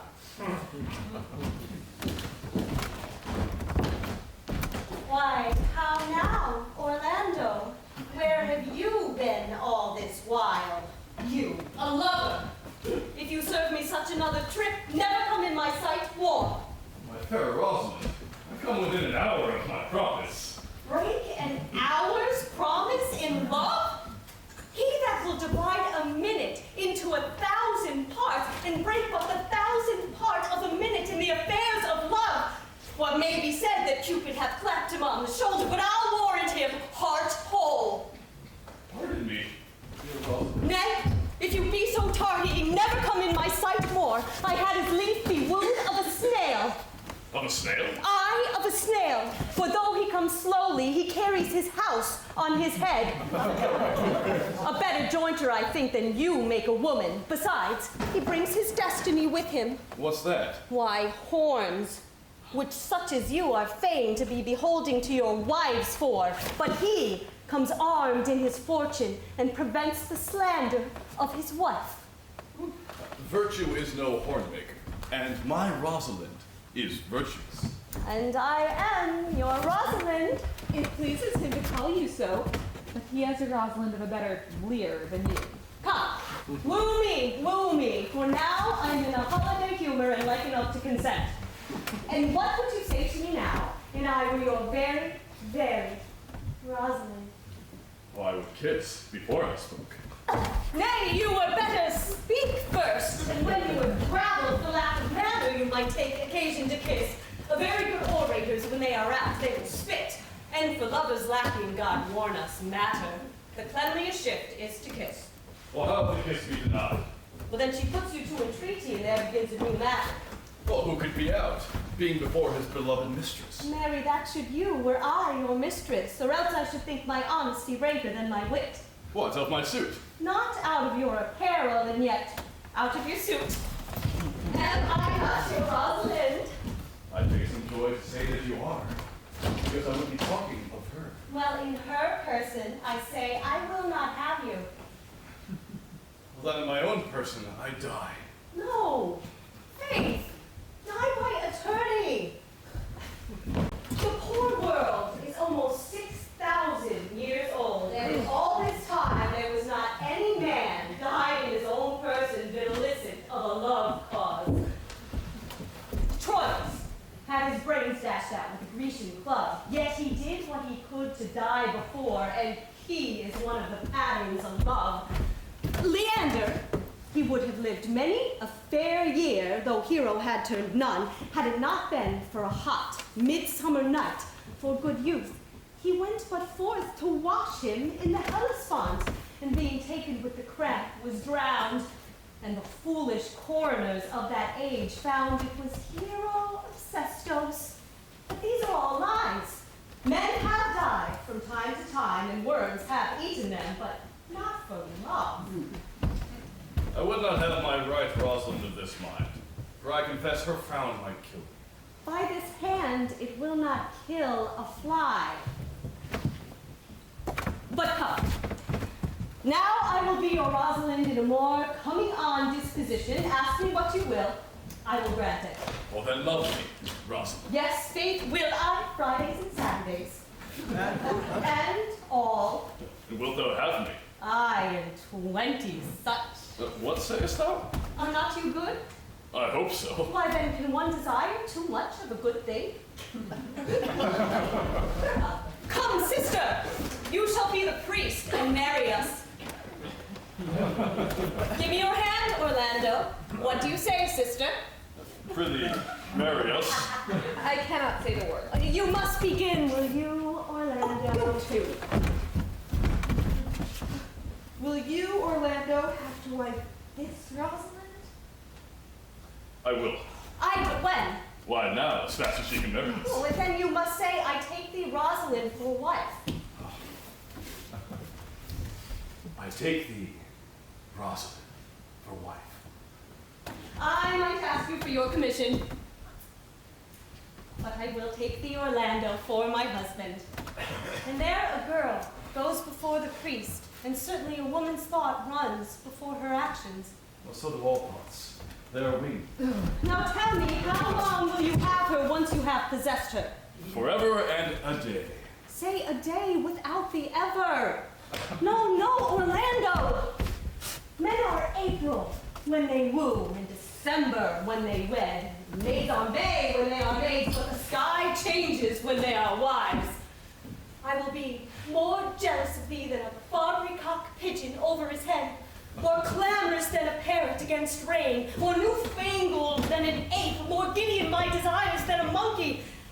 I will weep for nothing, like Diana in the fountain, and I will do that when you are disposed to sleep. I will laugh like that hyena, and that when you are inclined to be merry. But will my Rosalind do so? By my faith, she will do as I do. Oh, but she is wise. Oh, she could not have the wit to do this. The wiser, the waywarder, make the doors upon a woman's wit. It will out at the casement. Shut that, 'twill out at the keyhole. Stop that, 'twill fly with the smoke out at the chimney. A man that had a wife of such wit, he might say, wit, whither wilt? Nay, you might keep that check for it till you met your wife's wit going to your neighbor's bed. And what wit could wit have to excuse that? Married to say she came to seek you there. Oh, you will never take her without her answer unless you take her without her tongue. Oh, that woman that cannot make her fault her husband's occasion, let her never nurse her child herself, or she will breed it like a fool. For these 2 hours, Rosalind, I will leave thee. Alas, dear love, I cannot lack thee 2 hours. I must attend the Duke at dinner. By 2 o'clock, I will be with thee again. Bye.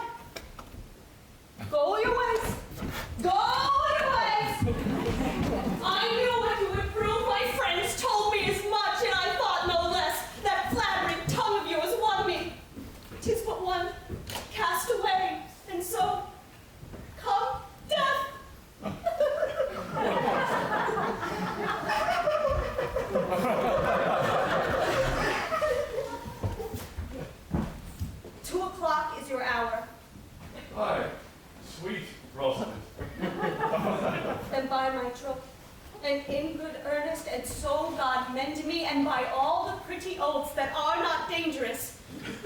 If you break one jot of your promise or come 1 minute behind your hour, I will think thee the most pathetic break promise, the most hollow lover, and the most unworthy of her that you call Rosalind, that may be chosen out of the gross band of the unfaithful. Therefore beware my censure and keep your promise.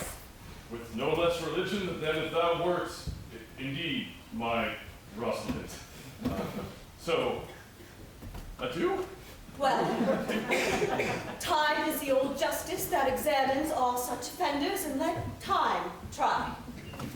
Adieu.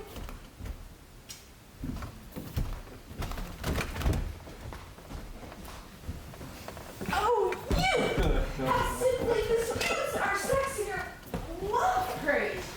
Oh, you must have your doublet and your hose plucked from over your head to show the world what the bird hath done their own nest. Oh, cuss, my pretty little cuss, that thou didst know how many fathoms deep I am in love, but it cannot be sounded. My affection hath an unknown bottom like the Bay of Portugal. Or rather, bottomless. That as fast as you pour affection in, it runs out. No, that same wicked bastard of Venus that was begot of thought, conceived of spleen, and born of madness, that blind, rascally boy that abuses everyone's eyes because his own are out. Let him be judge how deep I am in love. Oh, I'll tell thee, Aliena, I cannot be out of sight of Orlando. I'll go find a shadow and sigh till he comes. Oh, sleep. Which is she that killed the deer? Sir, it was I. Present her to the Duke like a Roman conqueror. It would do well to set the deer's horns upon her head for a branch of victory. Have you no song, AMIENS, for this purpose? Yes, sir. It says no need being tuned, so it'll make noise enough.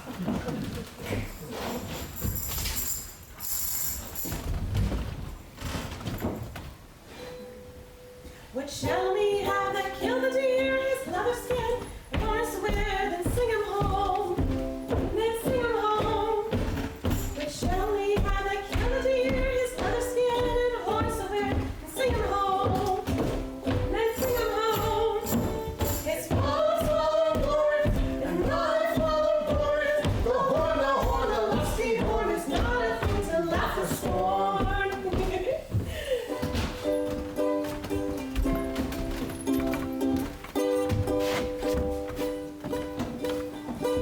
Take down a scorn to where the horn and walk across the dead flowers born and sing 'em home. Then sing 'em home.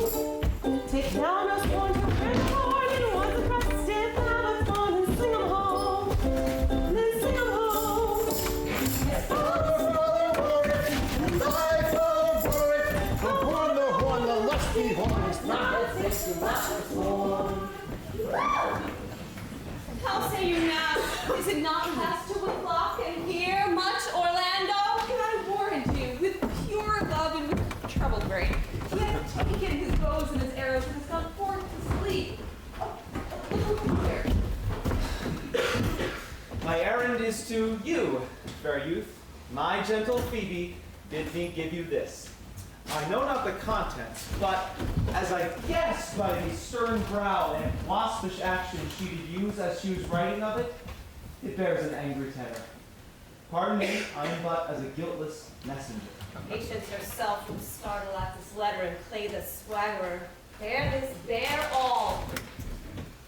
She says I am not fair, that I lack manners, that she could not love me were man as rare as Phoenix. Ah, it's my will. Her love is not the hair that I do want, my right shoe so too. Well, Shepherd Well, I see this is a letter of your own device. No, I protest I know not the contents. Phoebe did write it. Come, you are a fool and turned into the extremity of love. I saw her hand. It was a leathern hand, a freestone colored hand. I barely need to think that her old gloves were on, plus her hands. She has a housewife's hand, but that's no matter. I say she never did invent this letter. It is a man's invention and his hand. Sure it is hers. Why, 'tis a boisterous and cruel style. A style for challengers. Why, she challenges me like Turk to Christian. Woman's gentle brain could not drop forth such giant, rude invention, such Ethiop words blacker in their effect than in their countenance.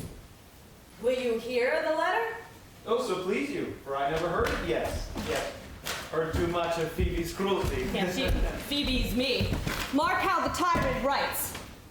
Art thou God to shepherd turned, that a maiden's heart hath burned? Can a woman rail thus? Call you this railing? Why thy Godhead laid apart, warrest thou with a woman's heart? Did you ever hear such railing? Whilst the eye of man did woo me, that could do no vengeance to me, meaning me a beast. If the scorn of your bright eye have power to raise such love in mine, alack in me, what strange effect would they work in mild aspect? Whilst you chid me, I did love. How then might your prayers move? He that brings this love to thee, little knows this love in me, and by him seal up thy mind, whether that thy youth and kind will the faithful offer take of me and all that I can make, or else by him this love deny, and then I'll study how to die. Call you this chiding? Do you pity him? No, he deserves no pity. Wilt thou love such a woman? But to make thee an instrument and play false strains upon me, not to be endured. Well, go thy ways to her, for I see that love hath made thee a tame snake. And say this to her, that if she loved me, I charge her to love thee. If she will not, I will never have her unless thou entreat for her. If you be a true lover, hence, and not a word, for here comes more company. Good morrow, fair ones. Can you, if you know where in the cruises forest and the sheep coat, ventured about with olive trees? West of this place, in the Major bottom, the rank of osiers by the murmuring stream left on your right hand brings you to the place. But at this hour the house doth keep itself. There's none within. That and I may profit by a tongue, then would I know you by description, such garments and such years. Boy is fair, female favor, and so stows himself like a ripe sister. The woman low and browner than her brother. Are you not the owner of the house I did inquire for? It is no boast, being asked to say that we are.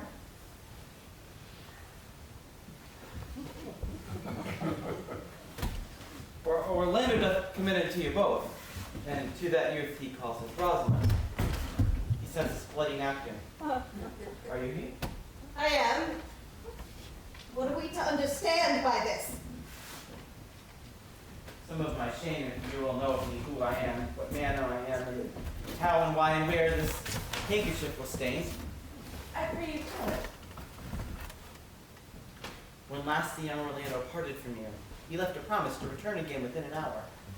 And pacing through the forest, chewing the food of sweet and bitter fancy, lo, it befell. He threw his eye aside and marked what object had presented itself.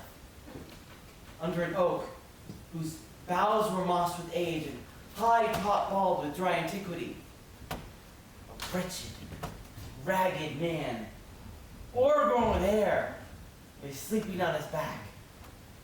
About his neck, a green and gilded snake had wreathed itself, who with her head, nimble in threats, approached the opening of his mouth. Suddenly, seeing Orlando, it unlinked itself, and with indented glides did slip away into a bush, under whose bush's shade, a lioness, udders all drawn dry, lay couching, head on ground.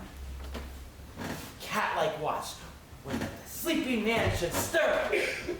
For 'tis the royal disposition of that beast to prey on nothing that doth seem as dead.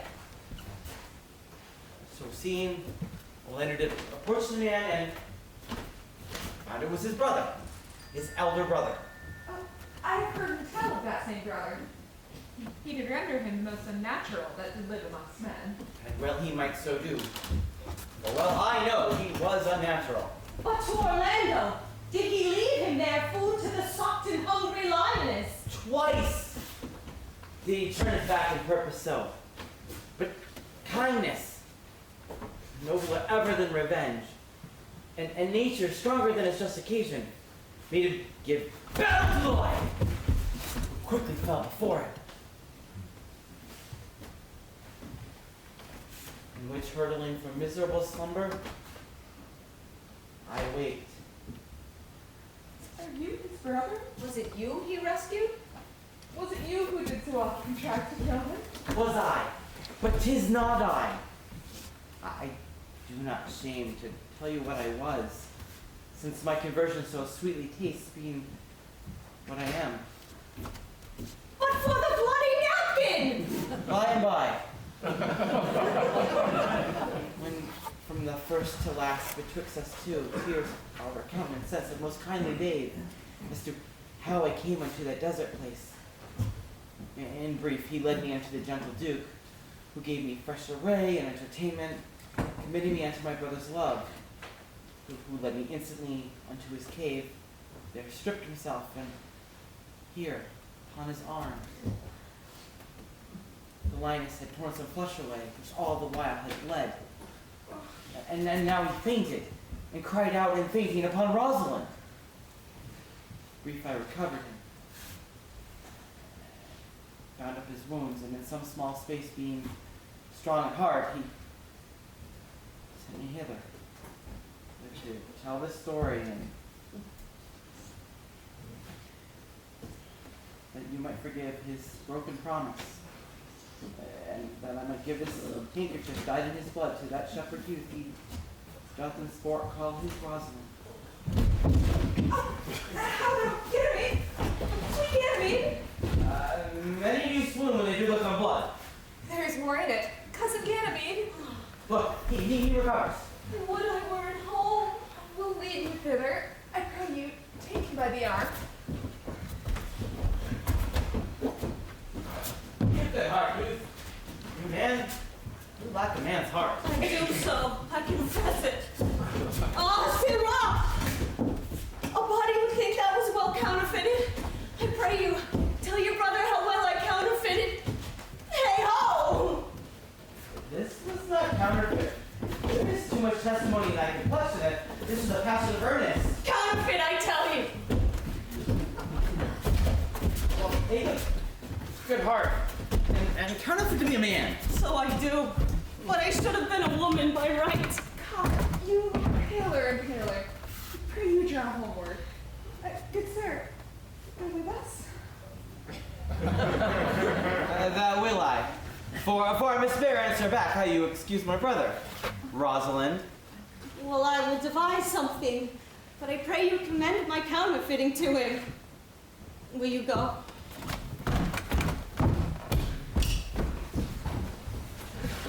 We will find the time, Audrey. Patience, gentle Audrey. Faith, the priest was good enough for all the old gentlemen saying. A most wicked Sir Oliver, a most vile Martex. But, Audrey, there is a man here, a youth, in the forest, who will explain to you. I know it is. He hath no interest in me in the world. Here comes the man, you mean? It is meat and drink for me to see a clown.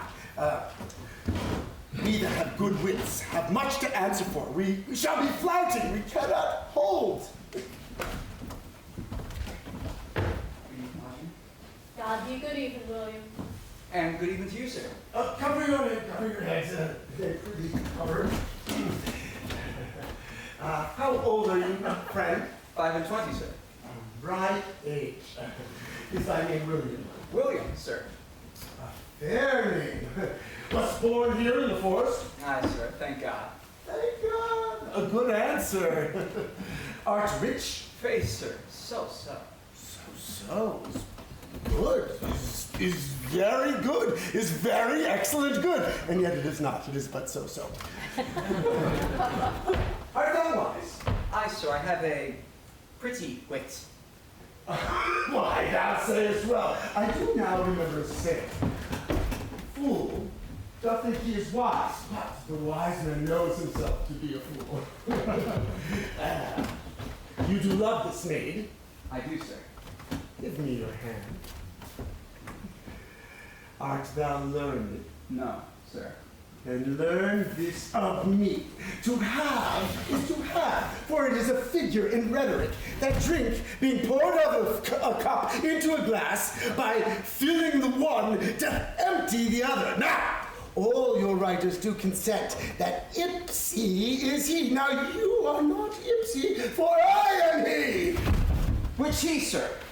He, sir, that must marry this woman.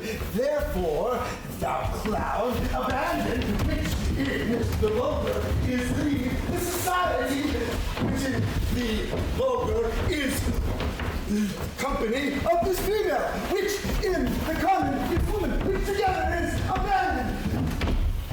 Company of this female, or clown, thou perishest, or to thy better understanding, diest, or to wit, I kill thee, make thee away, translate thy life into death, thy liberty into march.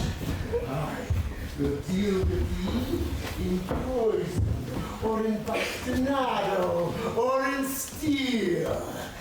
I will band thee with thee affection. I will o'errun thee with piracy. I will kill thee 150 ways. Therefore, tremble and depart. And do, good William. Have mercy, Mary, sir. Our master and mistress seeks you. Come, away. Away. True Audrey, I attend. Is it possible that on so little acquaintance you should like her, that but seeing you should love her, and loving, wooing she should grant? And will you persever to enjoy her? Call not the giddiness of it into question. The poverty of her, the small acquaintance, sudden wooing, her sudden accepting. But stay with me. I love Pollyanna, and with her that she loves me. Can settle both that we may enjoy each other. It will be to thy good. My father's house and all the revenue that was old Sir Roland's will I save upon you. And here live and die a shepherd. Well, you have my consent. Let the wedding be tomorrow. Thither will I invite the Duke and all of his contented followers. But go you, fair Alien. Look you, here comes my Rosalind. God save you, brother. And you, fair sister.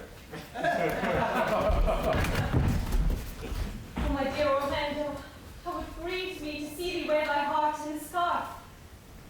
Tis my arm.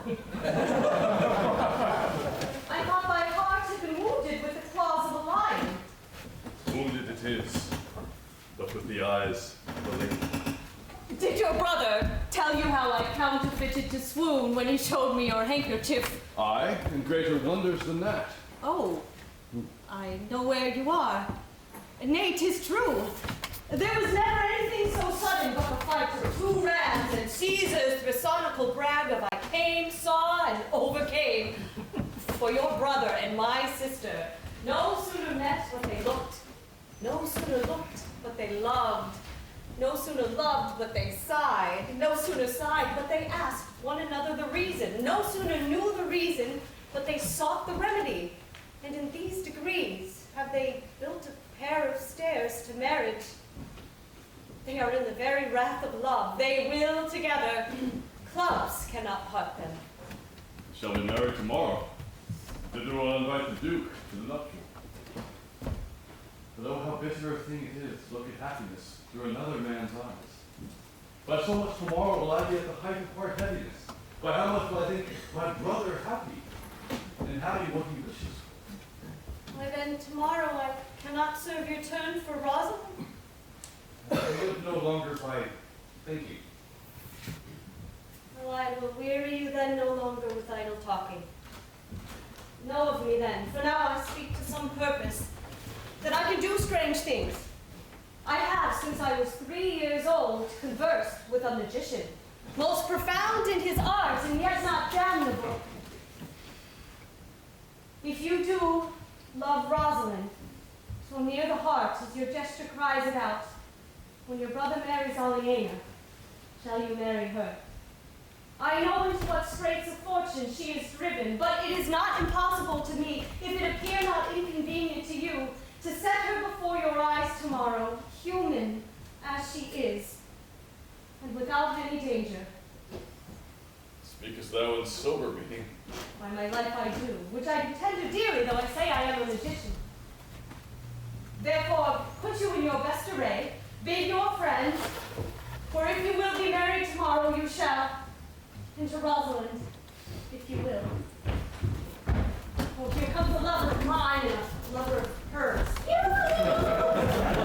You have done me much ungentleness to show the letter that I writ to you. I care not if I have. It is my study to seem despiteful and ungentle toward you. You are there followed by a faithful shepherd. Look upon him, love him. He worships you. Good shepherd, tell this youth what 'tis to love. It is to be all made of sighs and tears, and so am I for Phoebe. And I for Ganymede. And I for Rosalind. And I for no woman. It is to be all made of faith and service, and so am I for Phoebe. And I for Ganymede. And I for Rosalind. And I for no woman. It is to be all made of fantasy, all made of passion, and all made of wishes, all adoration, duty, and observance, all humbleness, all patience and impatience, all purity, all trial, all obedience, and so am I for Phoebe. And so am I for Ganymede. So am I for Rosalind. And so am I for no woman. If this be so, why blame you me to love you? If this be so, why blame you me to love you? If this be so, why blame you me to love you? Who you talk to? Why blame you me to love you? To her that is not here, nor doth not hear. Pray you no more of this. 'Tis like the howling of Irish wolves against the moon. I will help you, if I can. I would love you, if I could. Tomorrow, meet me all together. I will marry you. If I ever marry woman, and I shall be married tomorrow. I will satisfy you, if ever I satisfy man, and you shall be married tomorrow. I will content you, what pleases you contents you, and you shall be married tomorrow. As you love Rosalind, meet. As you love Phoebe, meet. And as I love no woman, I'll meet. Fare you well, I have left you all command. I'll not fail if I live. Nor I. Nor I. Tomorrow is the joyful day, Audrey. Tomorrow will we be married. I do desire it with all my heart, and I hope it is no dishonest desire, to desire to be a woman of the world. Here comes AMIENS. Oh, well, this honest gentleman. By my troth, well met. Come, a song. Oh, I am for you. Shall I hop into a crown lead without talking or sitting or singing, of course, which are the only prologues to a bad voice? Evade. And in a tune.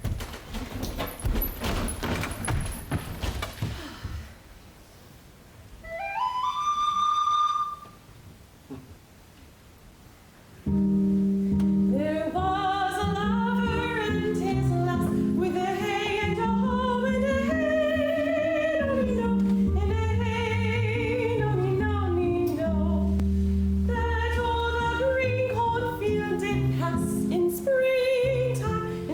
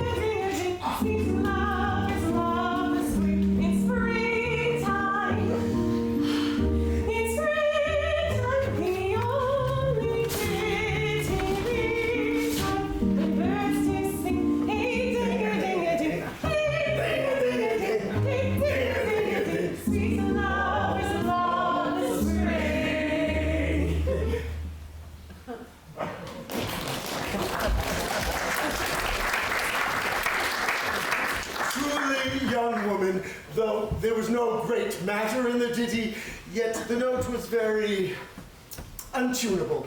What seemed, I kept the time. I lost at the time. Yes, by my troth, I count it but time lost to hear such a foolish song. Ah, God be with you, and God mend thy voice.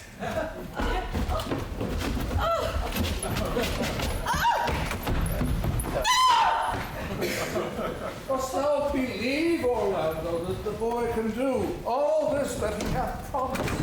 I sometimes do believe and sometimes do not. As those that fear they hope and know they fear.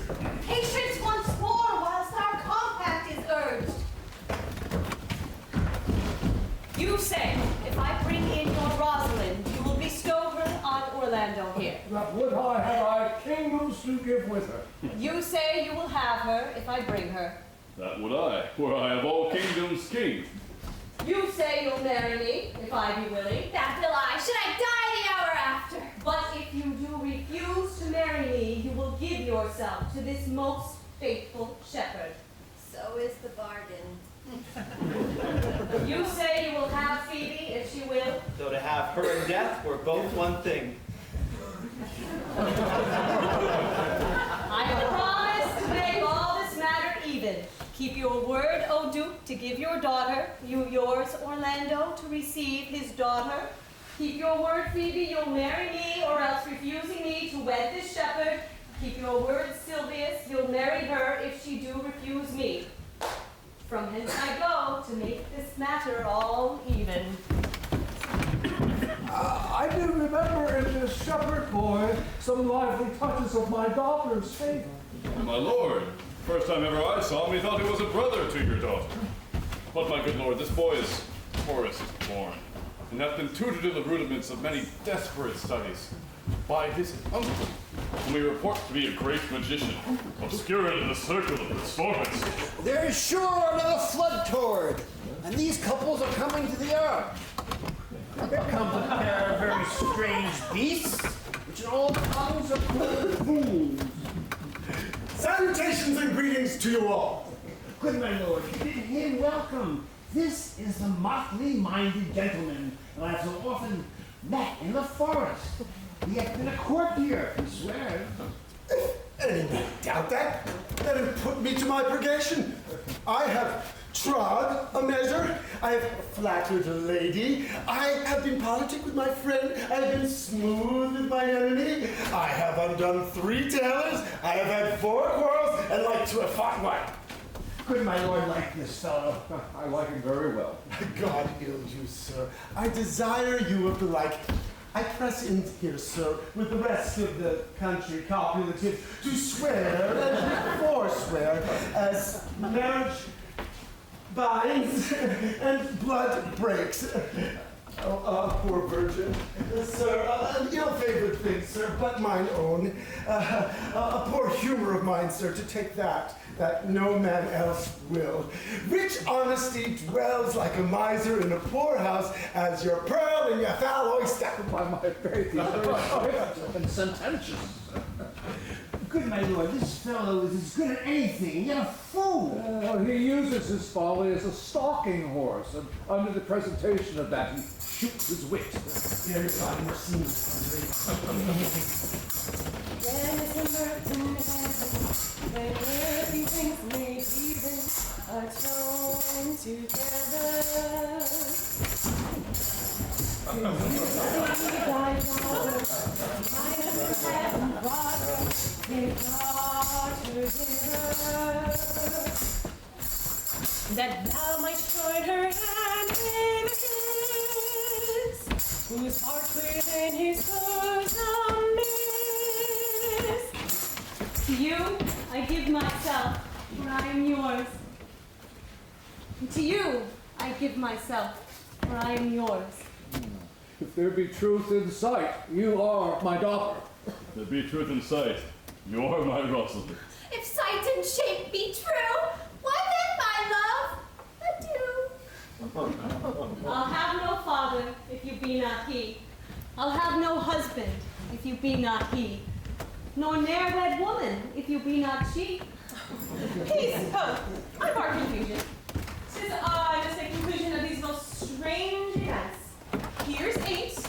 then must take hands to join in AMIENS dance if truth holds true contents. You and you, no cross shell parts. You and you are hearts in hearts. You to his loveless accord, or have a woman to your lord. You and you are sure together as the winter to foul weather. While so unlike can we say, feast yourselves questioning, if reason and wonder may diminish, how thus we met, we sing finish. Oh, let's say straight to the final, let's say on a boarding bed. Tis iron because every time I let my phone beyond the bed. Honor, my honor, every night. Tis iron because every time. Honor, my honor, every night. Tis iron because every time.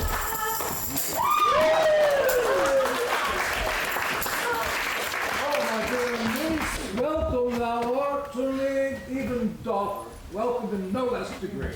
I will not eat my word. Now thou art mine. Thy faith, my fancy to thee doth mine. Let me have audience for a word or two.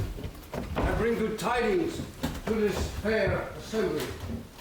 Duke Frederick, hearing how that every day men of great worth have resorted to this forest, addressed a mighty power that was on foot under his own conduct, purposely to take his brother here and put him to the sword. In the skirts of this wild woody cave, where meeting with an old religious man after some question, and with him he was converted, both from his enterprise and from the world, his crown bequeathing to his banished brother, and all the lands restored to them that were with him exiled. If it be true, I do engage for my life. Well, welcome, good sir. Thou offerest fairly to these brothers' wedding. To one, his lands withheld, and to the other, a land entire, in full, a potent dukedom. First, in this forest, let us do those ends that here were well begun and well begot, and after every of this happy number that hath endured shrewd days and nights with us, shall share the good of our returned fortune, according to the measures of his state. In the meantime, forget this new fallen dignity and fall into our rustic revelry. And you brides and bridegrooms all, with measure heaped in joy, to the measure's fall. Sirs, by your patience, if I heard you rightly, the Duke has put on the religious life and thrown into neglect the pompous court. He hath. To him will I. Out of these convertites there is much matter to be heard and learned. You, to your former honor I bequeath, your patience and your virtue well deserves it. You, to a love that your true faith doth merit. You to your land and love and great allies. You to a long and well-deserved day. And you to wrangling, with thy loving voyage is but for 2 months victualed. And so to your pleasures, I am for other than for chancy measure. Oh, stay, listen, stay. To see no pastime, what you would have, I'll state you know at your abandoned cave. Proceed, proceed. We will begin these rites as we do trust they'll end in true delights.